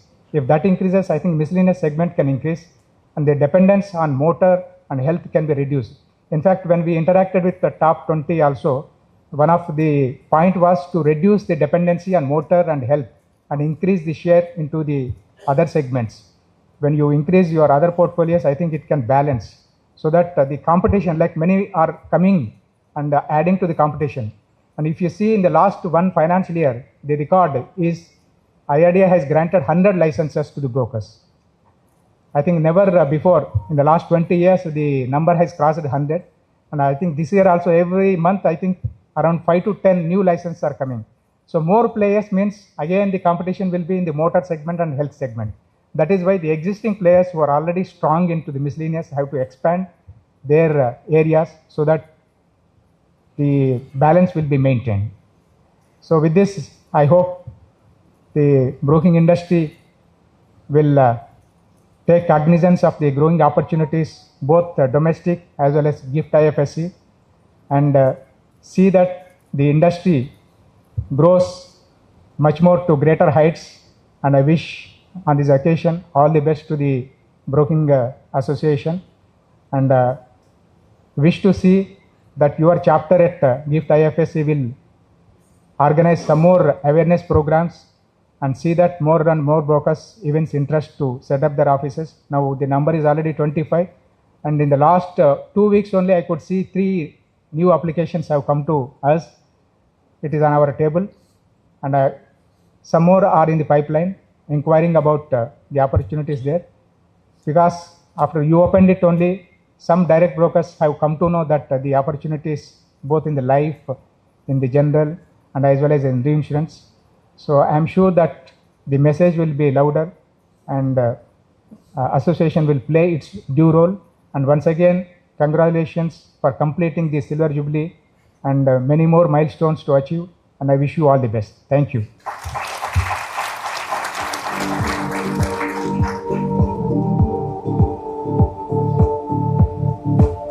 Thank you very much. I'd like to request Shri Mahipal Reddy to please remain on stage for just a moment longer, because we would like to felicitate him.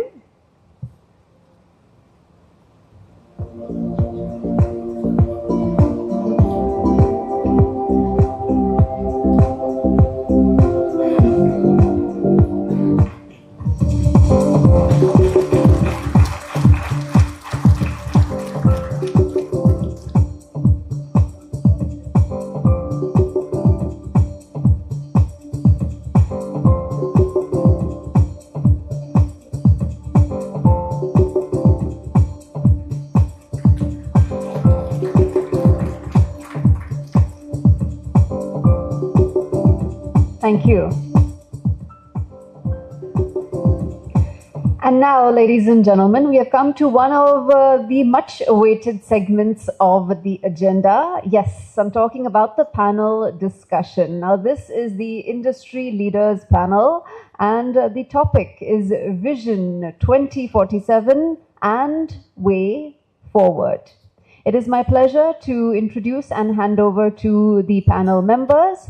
We have Shri Satyajit Tripathi, Member Distribution, IRDAI, Srimati Girija Subramaniam, CMD, New India Assurance Company Limited, Shri Rakesh Jain, CEO, Reliance General Insurance Company Limited, Shri Naveen Chandra Jha, MD and CEO, SBI General Insurance Company Limited, and Shri Abhilash Sridharan, partner at McKinsey and Company. Our panel discussion will be moderated by Shri Ashok Jain, Director of IBAI. So let's give a warm round of applause to our panel members as they take the stage with Vision 2047 and Way Forward.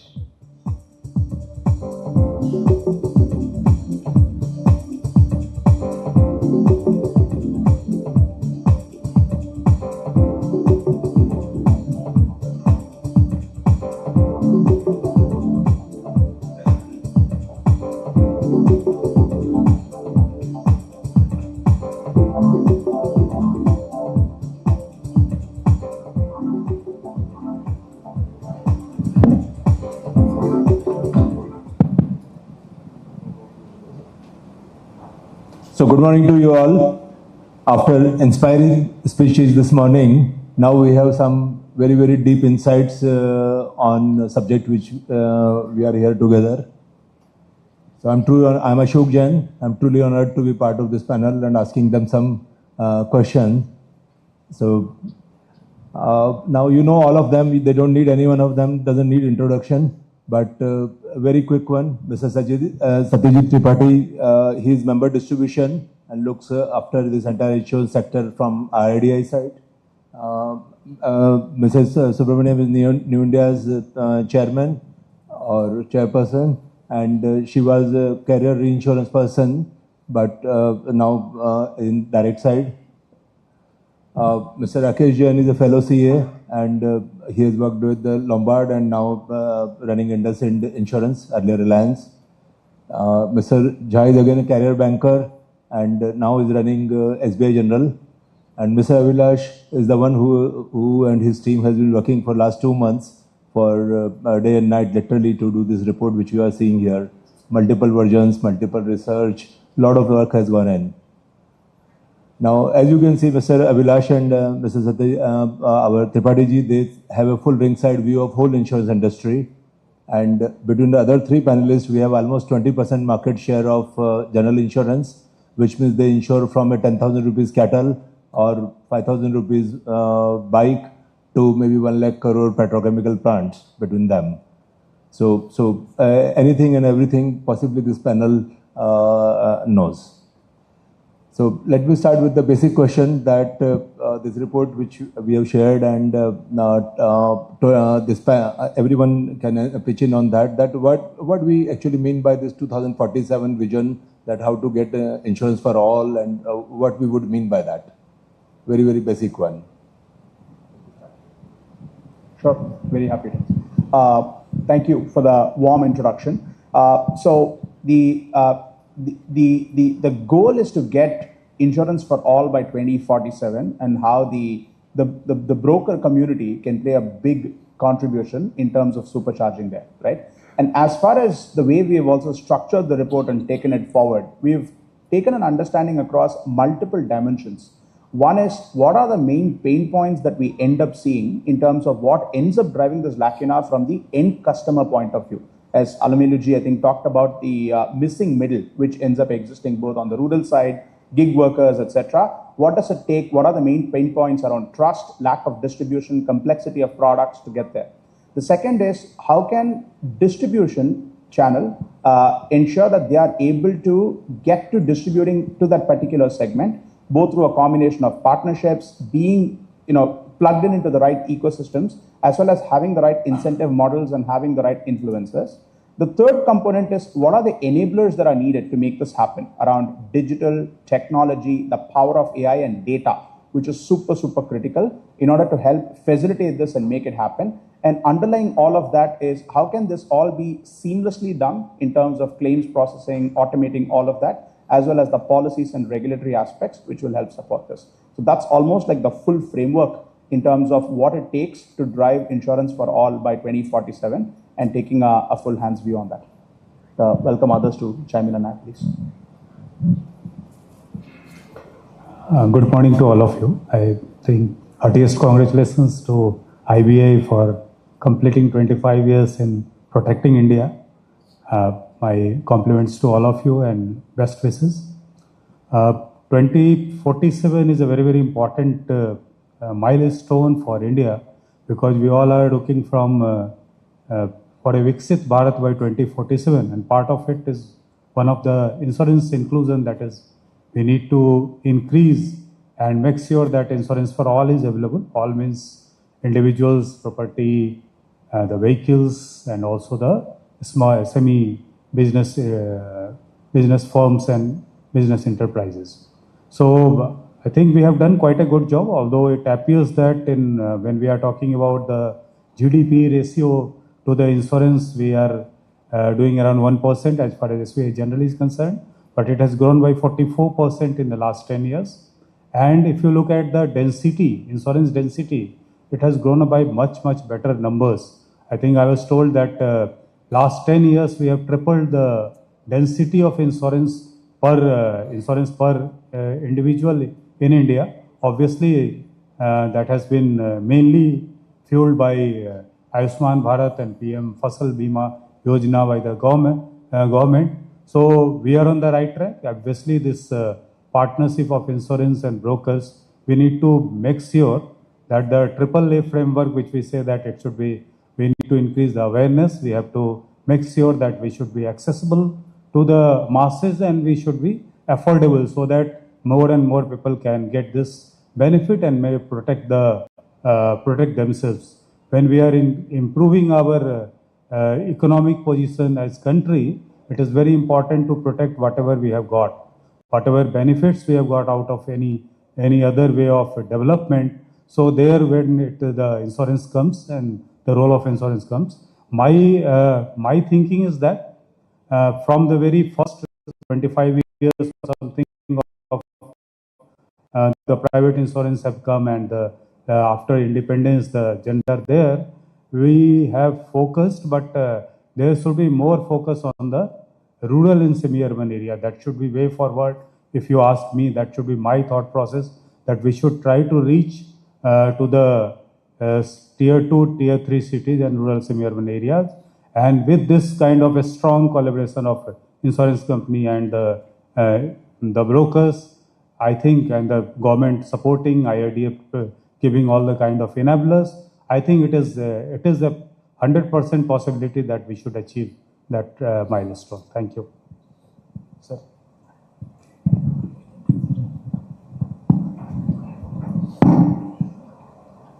I think this question covers the whole gamut of insurance ecosystem, its challenges and the ways and means that are available or not available.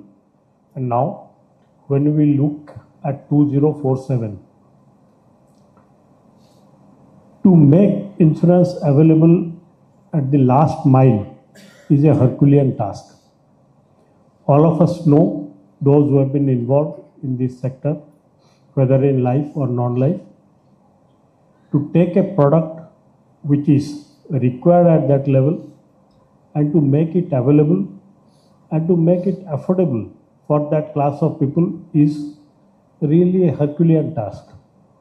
Though we have been harping on the fact that availability, accessibility and affordability should be the main three pillars, this, in my opinion, is easier said than done. While we feel that whatever policy we develop for a place like Mumbai at a price which is meant for a person residing in Mumbai will be same and will be accepted with the same level of intensity at a place called Jalna is only thinking and imagining things. And if we take this to further places, let us say to northeast or to further corners of the country, this will not be required at all. What is required in those places for which now many stakeholders, where the state governments are also involved seriously, to see that the people at the daily wage working level who are affected maximum in case of a natural catastrophe, for them the recovery is long and sometimes it is unimaginable the amount of distress they undergo. So to provide coverage to that extent and to see that it is done successfully is a challenge. It's a challenge for all. It's a challenge for the regulator, for the insurance companies, for the intermediaries also. If you have heard what His Excellency Governor spoke today, he said that the intermediaries can be kind of enablers or facilitators in taking things forward. Now, if we say that this much a percentage of business which we can enforce on the company is to be done from this particular sector, we cannot enforce that on intermediaries. Intermediaries are not creating the products to take. They are the people who will take it far and wide. Also, you are aware that the regulator has allocated states to various companies to lead the state insurance plan in those states. Many of the states have been proactive, have shown interest, and at least in one state where I was, they showed the interest that from 2047 will advance it to 2036, which is 100 years of creation of the state. So the interest is very much there. But I sincerely feel that there is a gap where we have not yet found the answer to see that whether a cost-effective method can be developed and a policy which is suitable for the rural and social sector of this country is available and which is affordable for that sector is clearly being pushed. And to make 2047 in the Viksit Bharat regime, everyone to be under insurance cover, it cannot be done without government's active cooperation, and that needs to be solicited at every level, whether at the state level, even at the district level, or even at the panchayat level. If we try to introduce a policy and try to sell it from Mumbai or Delhi or Hyderabad, Bangalore, it is not going to help. For that, we need to be present in those areas. We need to open offices in those areas, and we have to see that whether a 100 rupee policy is been accepted at that level, aimed at that particular level, and is easily serviced, and the cost benefit is again profitable for the company who is introducing such policies. At policy level, these thoughts are very much there. I'm not saying that at policy level these things are not taken care of. These are taken care of, but the commercial interest and the policy level thinking is coming together. I feel sooner than later, through many of the government policies, we will find ways and means. Of course, as panelists have already said here, the Pradhan Mantri Fasal Bima Yojana, then other health policies, even Jyoti and Jan Surakha Yojana and others, have tried to bring many people under the ambit of insurance. I feel there is way ahead, and a lot of things that needs to be done in those areas in propagating what is there in government's mind and how these schemes have to go to far-flung areas. That is what is my submission. I'm only talking from the point of what is the policymakers' thoughts are there in this case, and I can tell you for sure that policymakers are serious nowadays. It's not that they were not serious earlier, but regarding insurance, the attention is much more focused now, and there is a lot of sincerity in doing things and covering people who are not covered or who find it difficult to get a cover.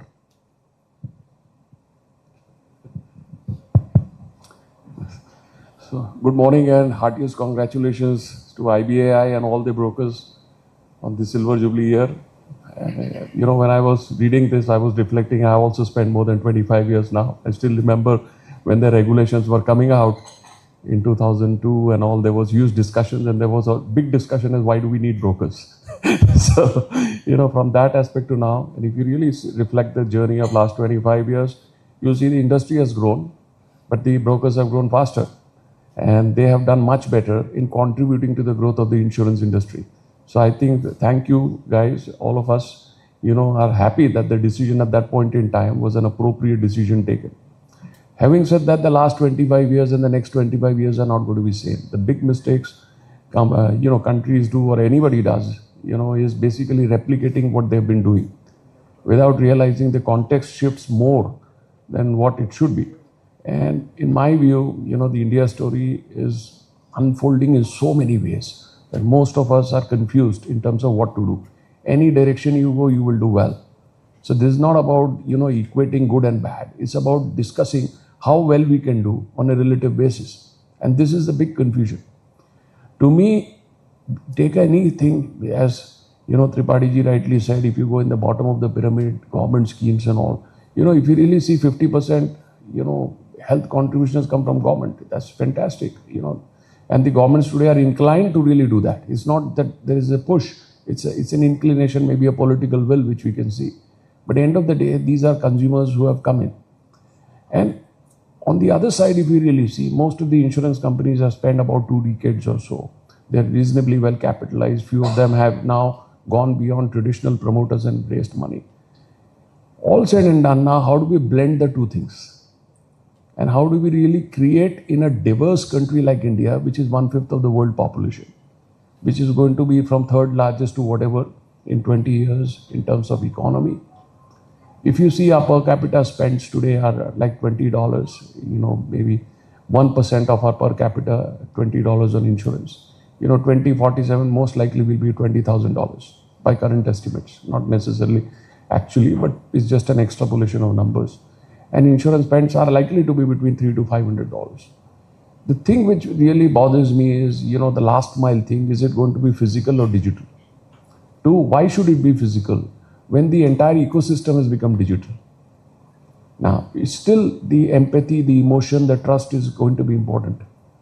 It's not going to go away. Insurance is going to sell a promise still. How do you really, capitalize this in a very different way? In an environment wherein maybe employees are getting replaced by chat GPTs. You will have digital employees more than physical employees. And the digital employees are actually being smarter than individuals because they are machine learning. They are not just learning from individuals or their bosses or their institutions or from great HR manuals or policies. They are learning on the go. And those learnings are perhaps coming from the way consumers are seeking things. It's no longer a product environment. It's more of a consumer-led, risk-assessed environment. And to my mind, all these are variables. And that is why I can tell you, the only thing I believe in, अच्छा तो होगा ही. अच्छा तो होना ही है. Question है, हमको क्या करना है? And for the broking fraternity, my request is, you are the face to the customers. Most of us have survived on the inputs we get from you. And the way we change ourselves. Yeah, please continue this good work, and you can make us richer, and we would really come and support you bigger and bigger, because ultimate goal is insurance for all by 2047. Thank you.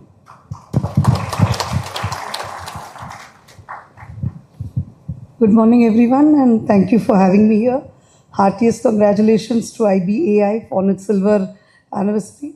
And as far as penetration goes, the 1% penetration that we talk about in general insurance, which I represent, is actually, I must say that it's a misnomer. If you look at the reach, if you look at the government policies that have, been rolled out in the last 20, 30 years, several schemes like the PMFPY, PMSBY, PMJJY, which have garnered numbers like 50 crores, 20 crores. I think these are numbers which also are there as part of the insurance, achievements that we can talk about. And I believe that this is a number that could be achieved when government gets involved, policymakers get involved, and member distribution is very right when he says that government has to get involved and make this possible. It is simply not possible for the rest of the stakeholders put together to make this happen. You talk about penetration being, having insurance for all in the next 22 years. And I think even now as we talk, though we have these numbers, like 50, 20 crores and all, when you talk about how much is the coverage, it's like 2 lakhs for the SBY. I think it is not enough coverage. So when we talk about even having coverage, is it enough to actually meet the needs at the time of a loss? When there is a once in a lifetime cat, or when there's once in a many years, 100 years cat, the economic loss today is far, far more than the insured loss. It's almost a percentage differential from where we were a decade ago. So from that context, yes, there's a big protection gap that still exists. The government is working every day, every hour. State governments today are more receptive, as Sir said. They are very much more receptive to insurance.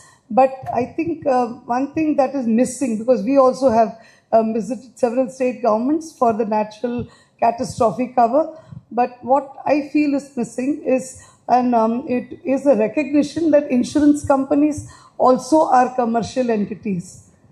They are not social NGOs, and they need some income on which they need to service the client. And this is a bit that is missing in the government awareness from wherever I've interacted, and that needs to be brought in. The fact that you need to also think about what is in it for insurance companies, how will they run, how will they roll out the claims settlements. So how will they garner technology to do all of this work? The true risk carriers, how will they manage the once in a lifetime claim if and when it happens? So this kind of understanding, if we are able to generate in governments, then I think that part of the major catastrophes that hit the station could be covered. And that's when I think the insurance awareness or insurance implementation would happen. This is the story that has happened in developed nations, wherein governments have stepped in beyond the point where the industry couldn't service anymore. And that has to happen across property, across lives, across health sectors. The below poverty line is sufficiently or being addressed as we pass each passing day. It's a state subject and an overall central government subject. So that's being addressed. The high net worth individuals, they do need a cover, but of course, even if there's some big calamity, they are able to manage because of their wealth. But it's the missing middle that Madam Alamelu also addressed, in her speech, that the missing middle is the one that really needs the financial inclusion, and very often than not are not able to afford it, are not, or maybe because of awareness levels also not being there to the level expected. Everyone thinks that this may not happen to me, and they, fall back on traditional covers. So this is where I think intermediaries can come in, both in anything to do beyond the poverty line. I think intermediaries can come in a very big way to bring in that awareness, to bring in, to go to associations or groups of, such kind of missing middle segments, groups of these associations, make them aware about what insurance can do for them, and then get them into the financial inclusion space. And when we talk about missing middle and affordability, I think the expectation of being remunerated for this kind of advisory has to be more moderated from the side of intermediaries, and we have to see that the entire package that we give these segments needs to be more affordable in an overall sense. The end delivery or the price that he pays needs to be more,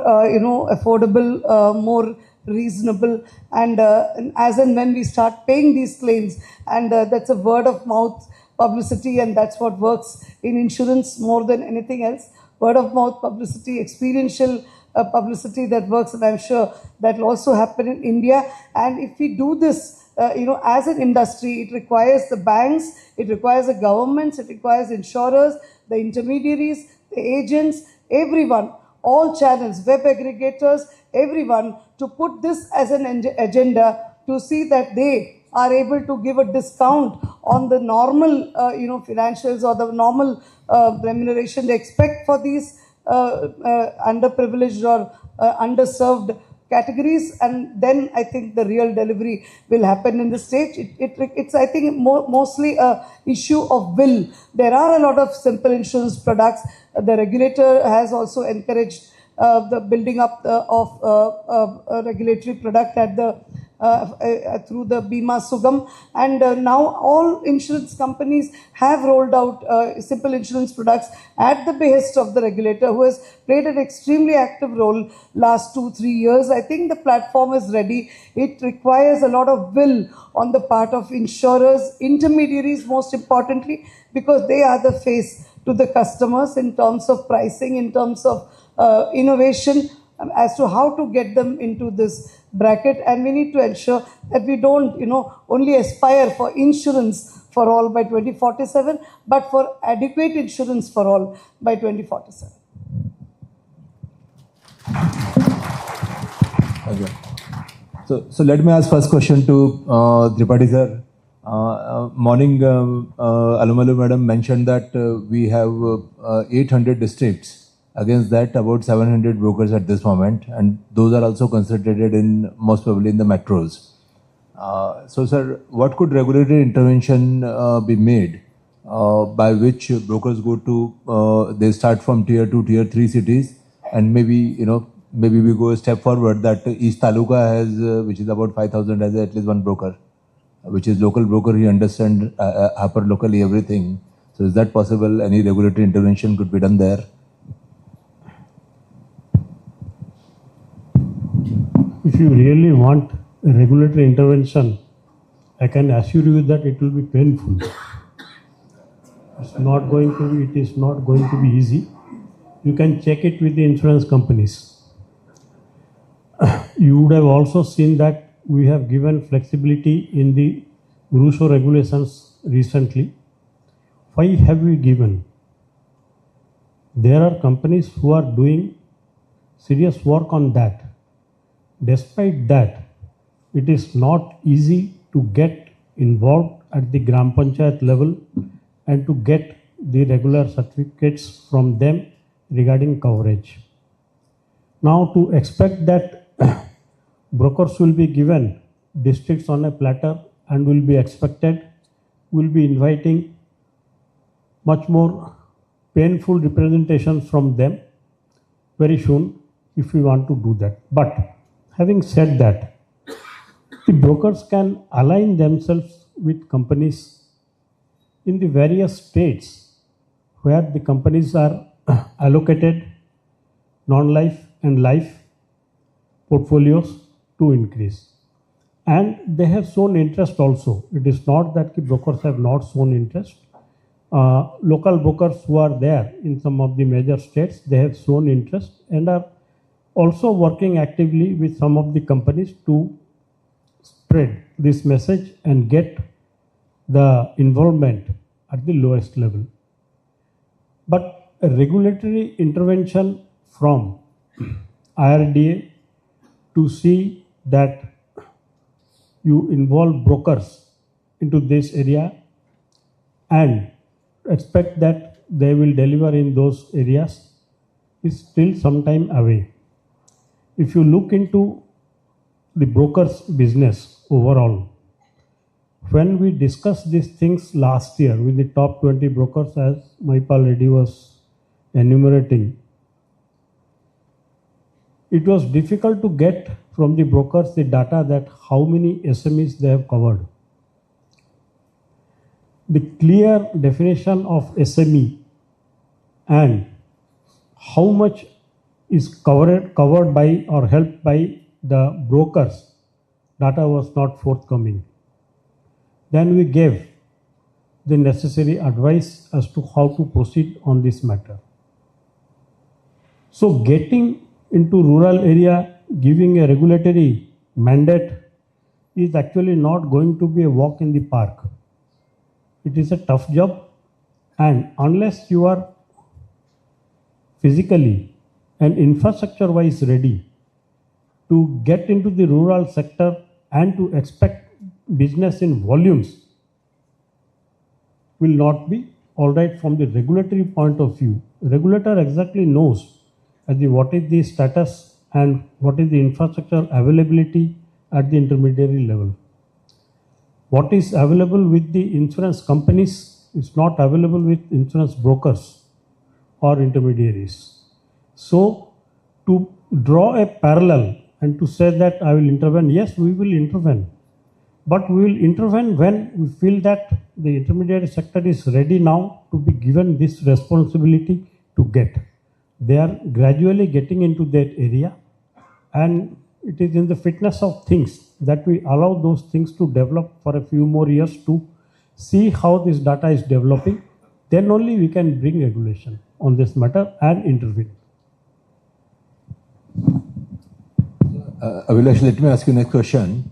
When we are talking this physical infrastructure issue limitation here said, and now some of us digital brokers, digital first brokers have emerged.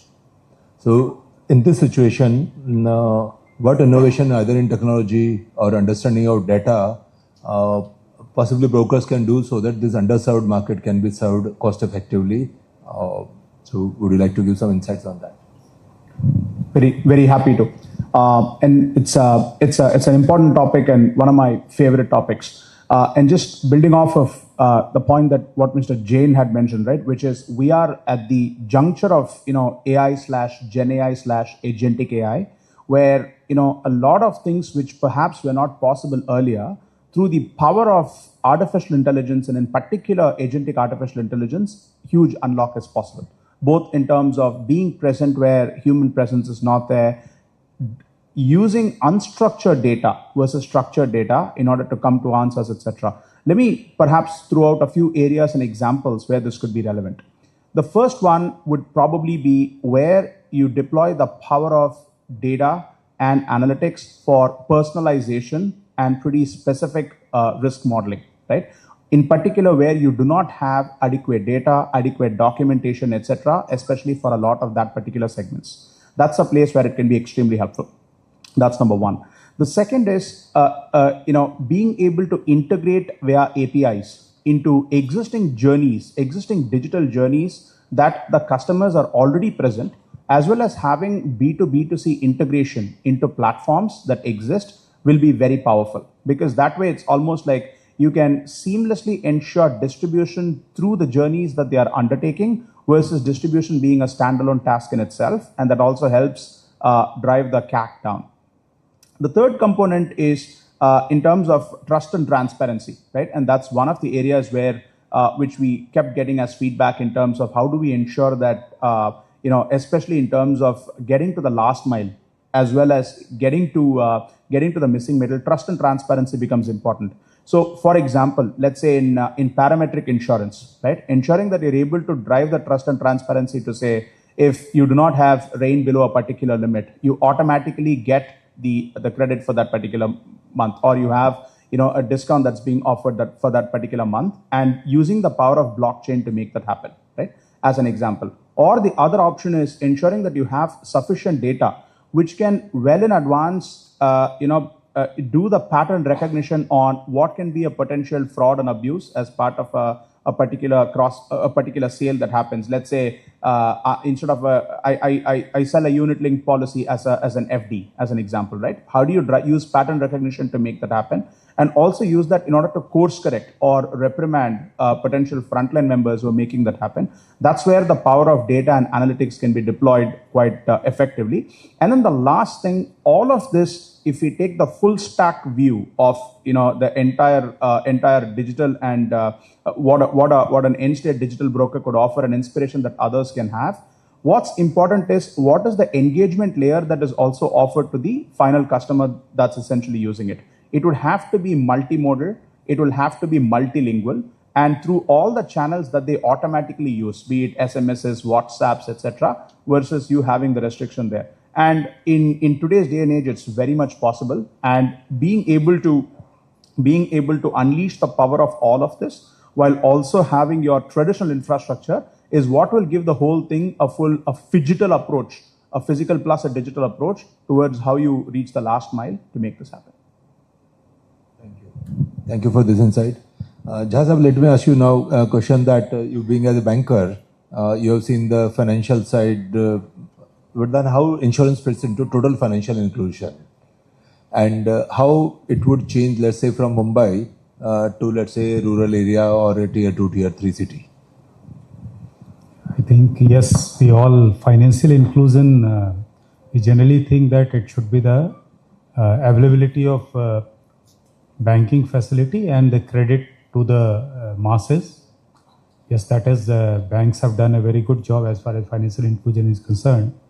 But if you are having, we can say that if you are having a bank account, you have some money into the bank account, or you have taken some credit facility from the bank, and everything going on well, but if any unforeseen circumstances, the person gets hospitalized or some accident happens or some fire happens, and all the things what has been built on account of financial inclusion have been gone. The person, we have seen lot of cases where one hospitalization make the person below poverty line and lot of issues have happened.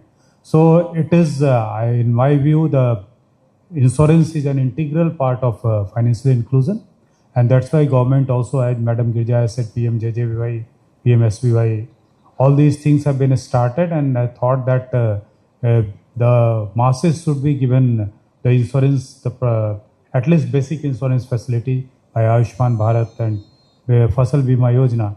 I think wherever we are right now in the country, we need to make sure that the protection net which is being provided by life insurance and general insurance company, it should reach to each and every citizen of India. That is very much required, because now we have come out of roti, kapda aur makan, and it has become another very important requirement for every Indians. I think insurance has to be, and it has been believed by all of us that it is a 100% part of financial inclusion.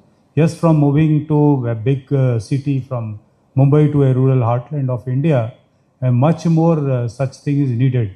Even when we were visiting some of the rural places and finding out about the insurance penetration, we came to know that the nearby hospitals and other things, they are also not on the roll of any insurance company. So we have to make a complete infrastructure there, that if we are providing, say, health insurance, then the nearby hospitals and other things, they should also be providing the services. A lot of work is to be done by all the insurance companies with the help of regulator and government to make sure that the masses, including the missing middle, what we say in health insurance, and still I think more than 50% vehicles are uninsured in India. So there also a lot of work to be done by all of us to make sure that their SME, as the parties have said, there is huge number of SMEs and shops and establishment where we couldn't provide them a very affordable solution for the insurance. So yes, lot of work to be done, but as I said, we have started on a good note. We are showing lot of improvement. I think the new Bima Sugam and Bima Vistar, I think that is also going to create lot of inclusion all around India. Thank you. Thank you, Jazab. Rakesh ji, now this point which just now Jazab touched on, a lot of us are involved into commercial and insurance, but when you get into little lower on bigger companies to, let's say, SMEs, it may be shops, maybe last mile, let's say somebody on Thela, example sake, very extreme. So these are also businesses. They run their families from those businesses. Now, what we studied, it's shown that SMEs contribute, though number-wise they may be now, sometimes we talk 5 crores, 6 crores SMEs, big number. Their premium contribution is, say, less than 10% in general insurance. So what structural shifts we could do, what things we could do by which as industry, by which, all of them get protection and that becomes our next growth engine? This is a very interesting question. On one side, you visualize the opportunities, 5 crore, 6 crore SMEs growing even faster than the normal corporates. And on the other side, we are in a risk-based environment. Structurally speaking, I think these are two conflicts, which we have to address in parallel. What I have seen is that the industries which have traditionally been good, manufacturing side, metals and all, and the moment you really move towards plastics, chemicals, and you really go down, we have a very different rating matrix for such risks. The other thing is the quality of information which we get for SMEs, unless they are profiled, unless we really create like a CIBIL score for SMEs, the risk score for SMEs, it is very difficult to really give a full-blown cover. Now, the most of the covers today which are being extended today are either by many of you opening your offices in the middle of, some kind of an SME economic zone, or alternatively the banks bundling it with the loans. Customized cover, individual covers are not taking place to the extent we would like to. The ticket size of these policies, what we are talking is 20,000, 30,000. Many of them are lower than, the health policy ticket size. To really create an affordable model or a cost economic model now with, the EOM guidelines in place is next to impossible. So the thing which really comes to my mind is, it's not about giving everything or giving nothing. How do we really improve this? And that's where I feel the time has come that we should create, maybe income protection covers. Often the Thela wala, I must say that we tried this, a few years back to link it with, climate event and say, कि मुंबई में यदि बारिश आज जितनी हो जाए, जितनी आज हो रही है, तो एक वड़ा पाव वाले को कितने पैसे चाहिए? 1000 रुपए चाहिए, वो पे हो जाए. And maybe that could be a way to really go as against an asset insurance, go for an income protection insurance, which obviously is also another way to say, look, you get back to your feet quickly because we give you that much resources as against total cover against, a huge event. And to my mind, for the insurers, it becomes a way of spreading the risk, taking a view at least to an extent. Hopefully, it also brings in a ability with the help of our broker friends to create a pooling structure for the risks which are sometimes very difficult to do individually. And my sense is this is the way we have to start. But this is a massive thing. It cannot be just done. And the more, we move towards this, the better will be our ability to pull data.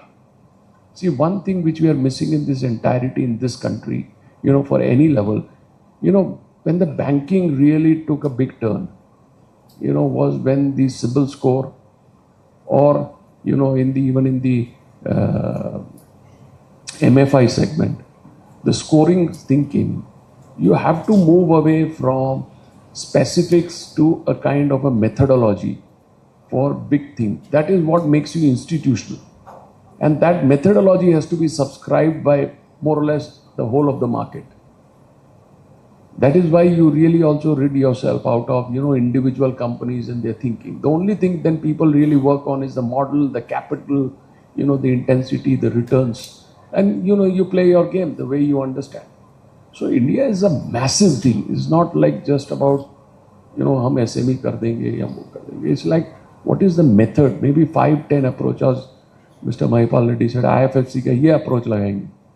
This is the right way of doing it. How can we create 100 such, centers, put a methodology for it, maybe led by a few companies, few, brokers, specialize into it, and then do everything in parallel and with the help of the digital architecture. Thankfully, in India, the physical and the digital infrastructure are improving simultaneously. The point to debate is how are we taking advantage of it? How do we really work with the government to mandate this? As today you go to a bank, the bank mandates you to disclose this. Insurance is still like utmost good faith. Now, in utmost good faith, how much can you give when you yourself are not making underwriting profits? It's a bit ridiculous to really say. And two, even if they give something and I take it, and tomorrow if the insurance company is not able to honor the commitment, and when we talk to SME, the first risk which strikes me is the cat risk. The concentration risks are so high in this country that you really cannot afford also to push, somebody to take disproportionate risk and feel nice that I have a paper which says I'm insured. And how many reinsurance support do exist for that? And if you really see, the cat rates in this country has moved up almost 100% in last 3 years. So climate change, all these things have to be blended. This has to be thought through on a holistic way. Then the step change will take place. Otherwise, we'll still improve 10, 15, 20, maybe in certain places 30%. But that 6 crore target, Ashokji, is not going to happen in our lifetimes, ordinarily. Ma'am, I'd like to ask you, now we said, this lower end is a problem, but we from the study shows that not only lower end, even little higher end is a problem. So maybe many of us in this room who are in insurance also might not be fully protected. So we feel that a lot of HNIs, ultra high net worth individuals, they might have some covers, but not all what they need. Now, New India has been, I believe, doing, let's say, race course horses from the time possibly they started in Mahalakshmi, or maybe before, whenever it started in India. So what could broker do in this case, that what kind of engagement we should have with the customers, so that this bigger layer where already we have presence, that can be serviced better or captured better? Yeah. So as far as insurance is concerned, I believe that unawareness syndrome is something that all segments of customers suffer from in this country. And HNI and UHNI are no exception to this.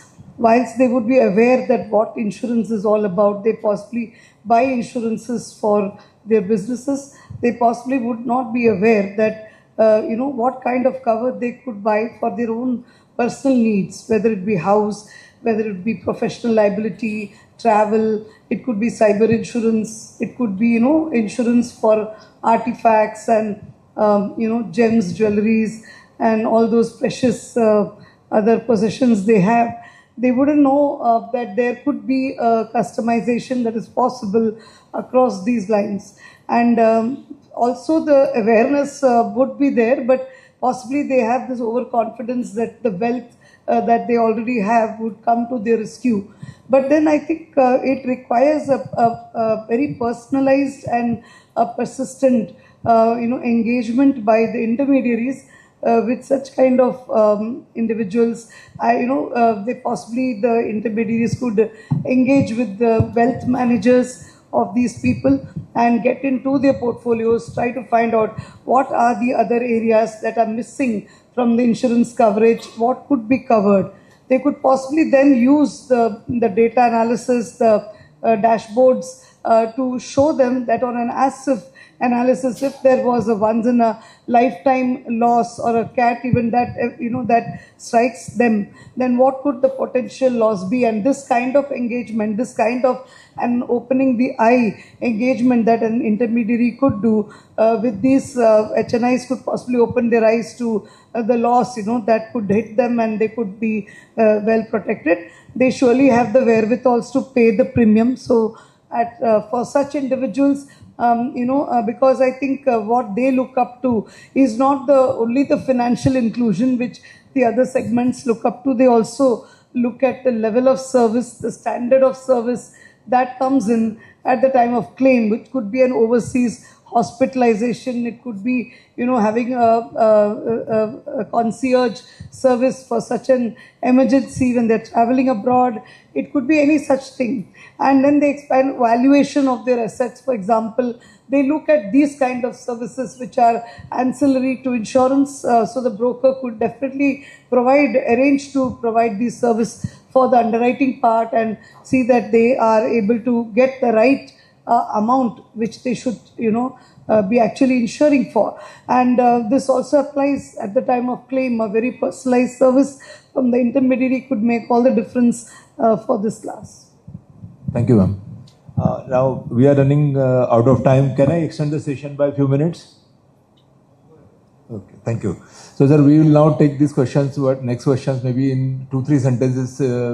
Maybe we'll finish now. Already a lot of things have been explained. Tripathi sir, now can better grievance handling assist in increasing penetration?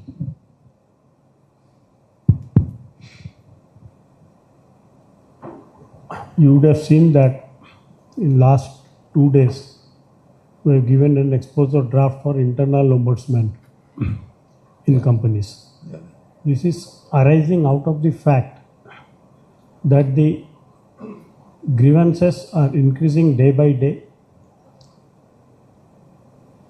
Claims are being rejected for frivolous reasons, and companies are finding ways and means to avoid paying the claims, which is not good for the overall ecosystem. We may say a lot of things at the top of our voice regarding awareness and everything, but insurance grows on trust. If you have trust deficit as we have today, the penetration and further spread of insurance will always remain a distant dream. So the root cause for all such things is to address the grievances as soon as possible. I'm not saying that in all cases the grievances must be met with payment of claims. No, that's not necessary. But at least a response is warranted. Once the response is clear and it comes with clarity, I think the insured will understand. Instead of that, if we procrastinate the things and we say that this is not payable for XYZ ABC reasons, this will not gel well with the insured, and the word of mouth spread will create more damage than the 99% of good work that is being done. Number of times we have said that the good work done by the insurance sector in COVID was never ever highlighted. What was highlighted was this many number of claims were not paid which were due, this many people suffered, this many cashless things got delayed. So day in, day out, such things are there, but not the good things that are being done. So to address all the grievance related issues plus the mechanism that is available at the company level must be robust and should be time bound and should be responsive. This is a matter which is sensitive, particularly in non-life. The maximum grievances are in health. Almost all I can tell, it is in health. And it's a sensitive matter. And we believe that the sooner this is being attended to and resolved, it is better for the industry as a whole. The regulator is aware of it, and we have set up the internal ombudsman system now, send the exposure draft, and sooner than later this will come into force. We expect that steps like that will help in reducing grievances and addressing the issues of various policyholders. Thank you, sir. Abhilashji, now we discussed this issue. Now, salaries in India are also going up, becoming like more like Western side. In this situation, brokers have high acquisition cost if you have a physical model. Then how do you serve? What could be two advice, just two pointed advice that this low cost, low ticket item on SME rural and high acquisition cost on physical side? How to balance these two? Yeah, and I think Mr. Subramaniam had also mentioned this, right? At the end of the day, there's also a P&L that insurance firms will have to manage through. Perhaps 2 or 3 thoughts. One is find natural synergies for where products can be bundled with what end customers are already using. Like how SME at the point of credit is now being quite, it's pretty much become the most natural course of distribution, be it in the form of agri products or mobile recharge or some of the other existing products, both on retail and SME. Use that as a natural inflection point in order to drive that forward. That's number one.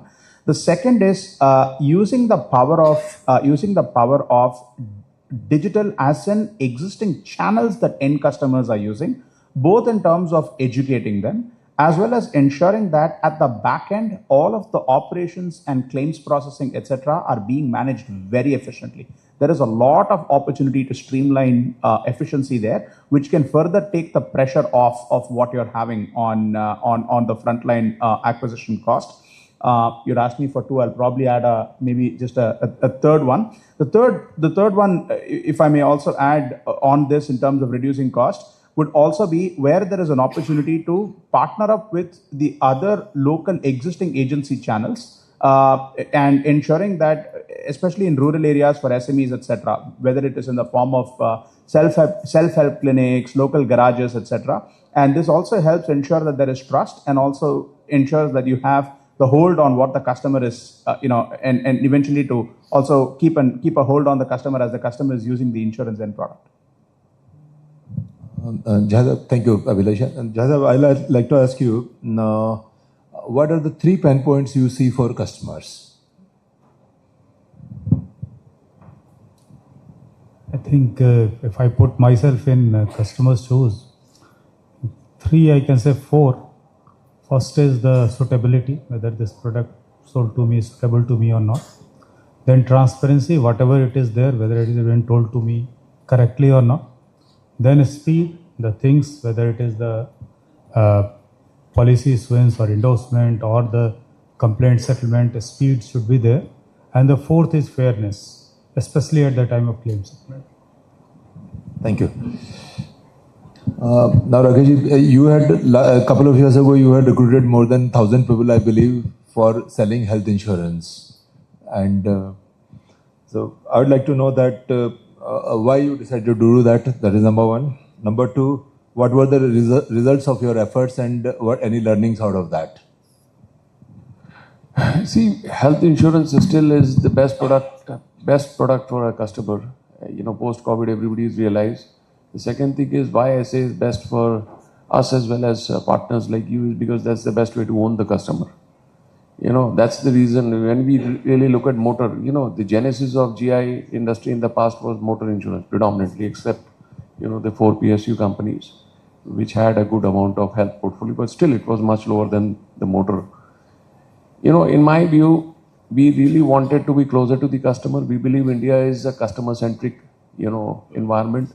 We also had to really build in a trust in the mind of the customer that we are closer to them. Health, in any case, being claims-oriented. The perception of claims in health is, far more, difficult to address, in a faceless environment than motor. And even if you see the intermediary profile, or the POSP profile resources, it's all granular. It's actually in the hinterland much more than even motor we can think of. All these things are helpful for us to really co-create the sourcing strategy of a customer, not just health. Ma'am, you had touched upon this point a little earlier, and you were also voted last year by brokers as one of the, the best claim-paying company. And so my question to you is this: HNI or high-value retail customers, what we broker could do specifically in the claim area, so that their experience improves and they come back, they allocate more money towards insurance? Yeah. So for HNI customers, at the start of the engagement, when you curate a policy, because it will require several segments to be covered under one policy. So obviously there should not be an over expectation or that is sold. So the communication on actually what is covered in terms of terms and conditions needs to be made extremely clear. We need to be sure that the customers understood that what is covered. So then at the time of a claim, it's very important that the speed of the claim settlement, the immediate attention to the customer when a loss happens, to get into his shoes and try and completely perform all the obligations from the side of the customer, which includes the documentation and any other obligations that are there for the claim to be settled in the quickest possible time.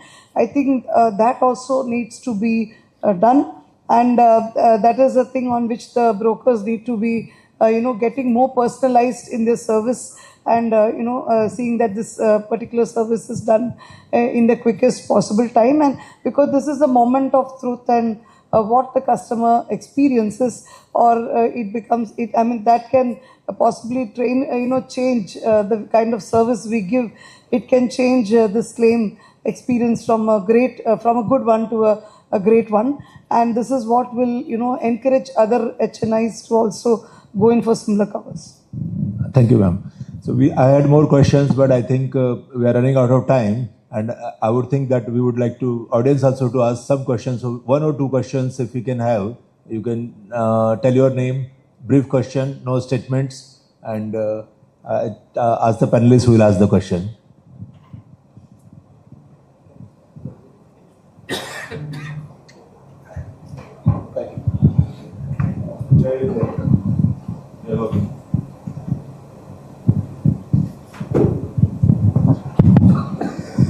So, good afternoon to everyone. Good afternoon to esteemed panel. My question is, we are talking about bundling of the product. For an example, the similar bundling of the product should also be done for the MSME segment. Now, it is so fragmented into the different policies that, the lot of risk which exists for the SME, remains uncovered.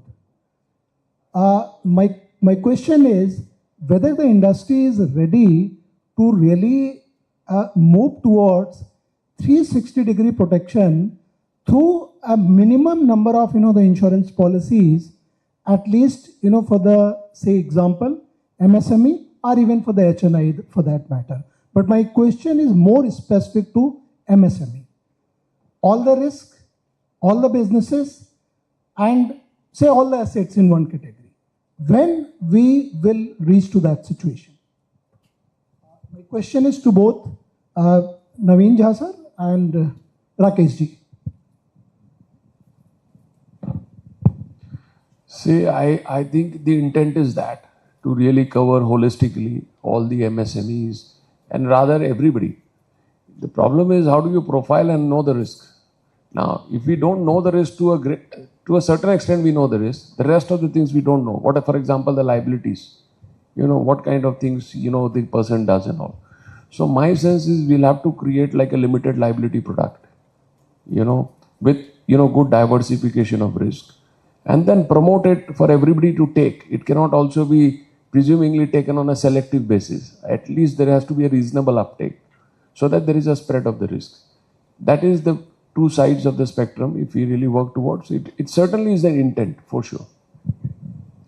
I think it is possible if it is credit has been given by bank.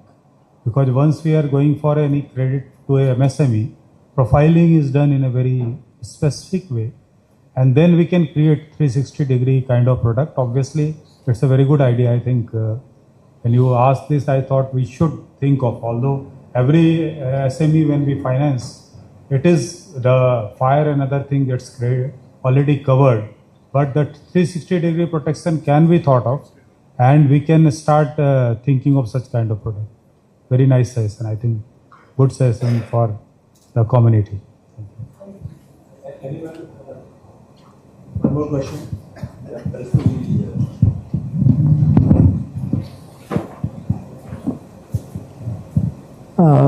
Basically, we are talking of government interference for 2047, spread of business, spread of insurance for everyone. Actually, in insurance industry, we lack Mr. K.V. Kamath, Deepak Parekh, a banking industry in insurance who can influence the government or the different bodies, or maybe Mr. Narayan Murthy for IT and all those things.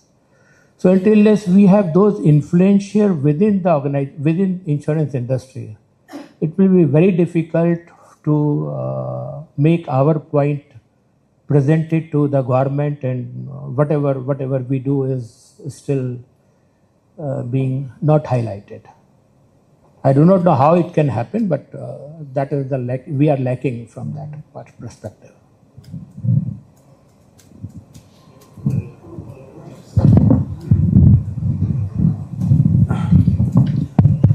With due respect to the names that you have taken, I strongly disagree with this view that the industry doesn't have stalwarts. It is not necessary for stalwarts to go and influence government. Not at all. And if we are thinking that in the government sector we don't have people who have that kind of influencing capability and that kind of reach, we are again wrong. You have to understand that what way the policy maker is thinking, what is the intent. Banking sector's needs are much different, and it has spread because all of us need banking. If you ask whether everyone needs insurance, we feel that yes, he or she. I will give you my personal experience. We are talking about SME. Let me tell you, 2023 December, there was severe rain in Tuticorin in Tamil Nadu. This is a rain deficient area. FM visited. After that, I did extensive traveling in that area. My first-hand experience shows this is an area where there are a lot of pharma distributors who used to stock medicines, saline, syringes, disposable syringes, everything. They lost heavily because what they had covered was only the working capital loan. The banker who sold the policy to the person, to the distributor, sold only 20 lakh value of policy. Who is responsible? Which company's policy was this? We can think of much bigger thing. The ground level things, when you dirty your leg only, you will know. Influencing government with people like Mr. Kamath or Mr. Parekh is a different issue. Banking did not actually flow for that. Banking flowed for PSUs. We have to accept that fact first. It is SBI which is the richest, highest reach in the country. We cannot overlook those facts. Running those institutions are not easy. And insurance companies, we cannot overlook the contribution of Life Insurance Corporation. It is de facto the sovereign wealth company of the government of India. I can openly tell you here. Let us not denigrate these things saying that we don't have. We do have. We have the capability. We have people who have got all the bandwidth, and we have people who can influence wherever it is needed. So thank you. Close this session. And please, I'd like to thank all of you for such a candid conversation and taking all the questions with great clarity. Thank you for participating with nobody seeing the watch for lunch. So thank you, everyone. So maybe we can give a round of applause to our panel.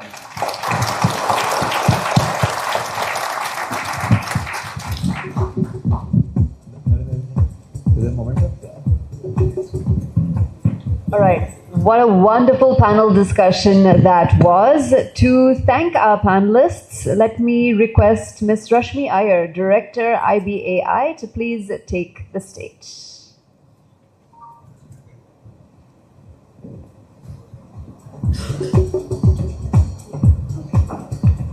Well, good afternoon, and all my friends on the left side on the panel. What a vibrant and diverse panel this is. I couldn't have imagined a better gathering here, and I feel honored and privileged to have heard and to give them a vote of thanks. We all heard the kind of views, and I was quickly jotting down a few points. Let me mention that with Mr. Tripathi-ji's presence here and his committed statement that who's who in the government are talking insurance very seriously. So that's perfect for us, because whatever we do, I mean, the 20% market share being represented by these players here on my left, we all agree that it requires definitely a public-private partnership kind of a model. Phygital is the way to go.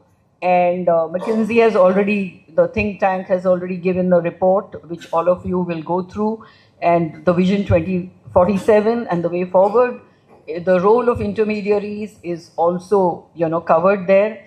What resonated very well with me is how we need to fill up the trust deficit, which is one of the bane for our industry. And that is something which jointly, no one entity, not insurers, not regulator, not broker, nobody can do it single-handedly. It's a joint approach. We all need to look into that. Income protection, definitely some of the new ideas which I heard from, Rakesh's experiment. And so all in all, it is the multiple approaches which is what will deliver us, which will enable us deliver the Vision 2047, insurance for all. So thank you once again. And Mr. Naveen ji, I really resonate with that slogan, Roti Kapda Makan or Bima should be the slogan today onwards for all. So thank you so much. And I think as we prepare for lunch, I'll just do some closing ceremonies. Yes, so I'd like to request Ms. Rashmi Iyer to please felicitate Shri Naveen Chandra Jha.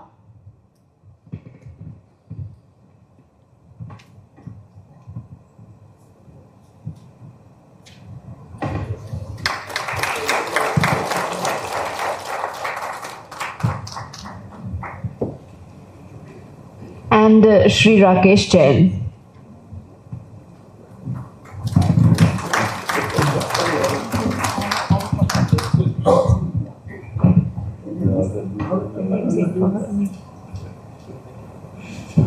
We would now like to felicitate Shri Satyajit Tripathi.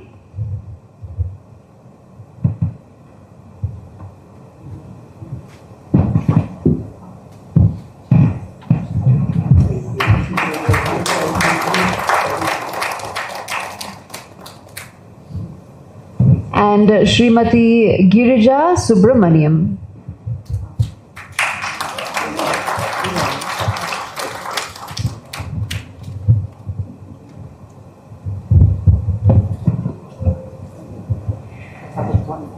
Thank you very much. We'll just take a quick group photograph before the panelists leave the stage.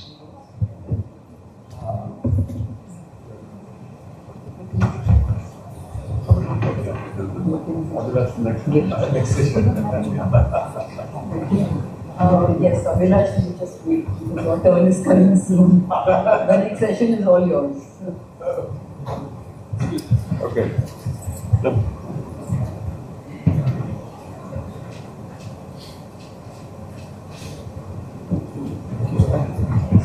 Thank you, everybody. Once again, a big thank you to our panel members. What a engaging, inspiring panel discussion.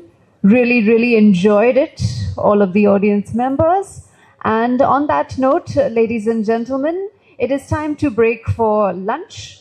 We'll take a quick lunch break. We have the buffet being served outside, so please do help yourselves, and we will meet back here to continue our agenda of the Foundation Day of IBAI. Yes, we are here celebrating 24 amazing years, and we step into the 25th year with all of you.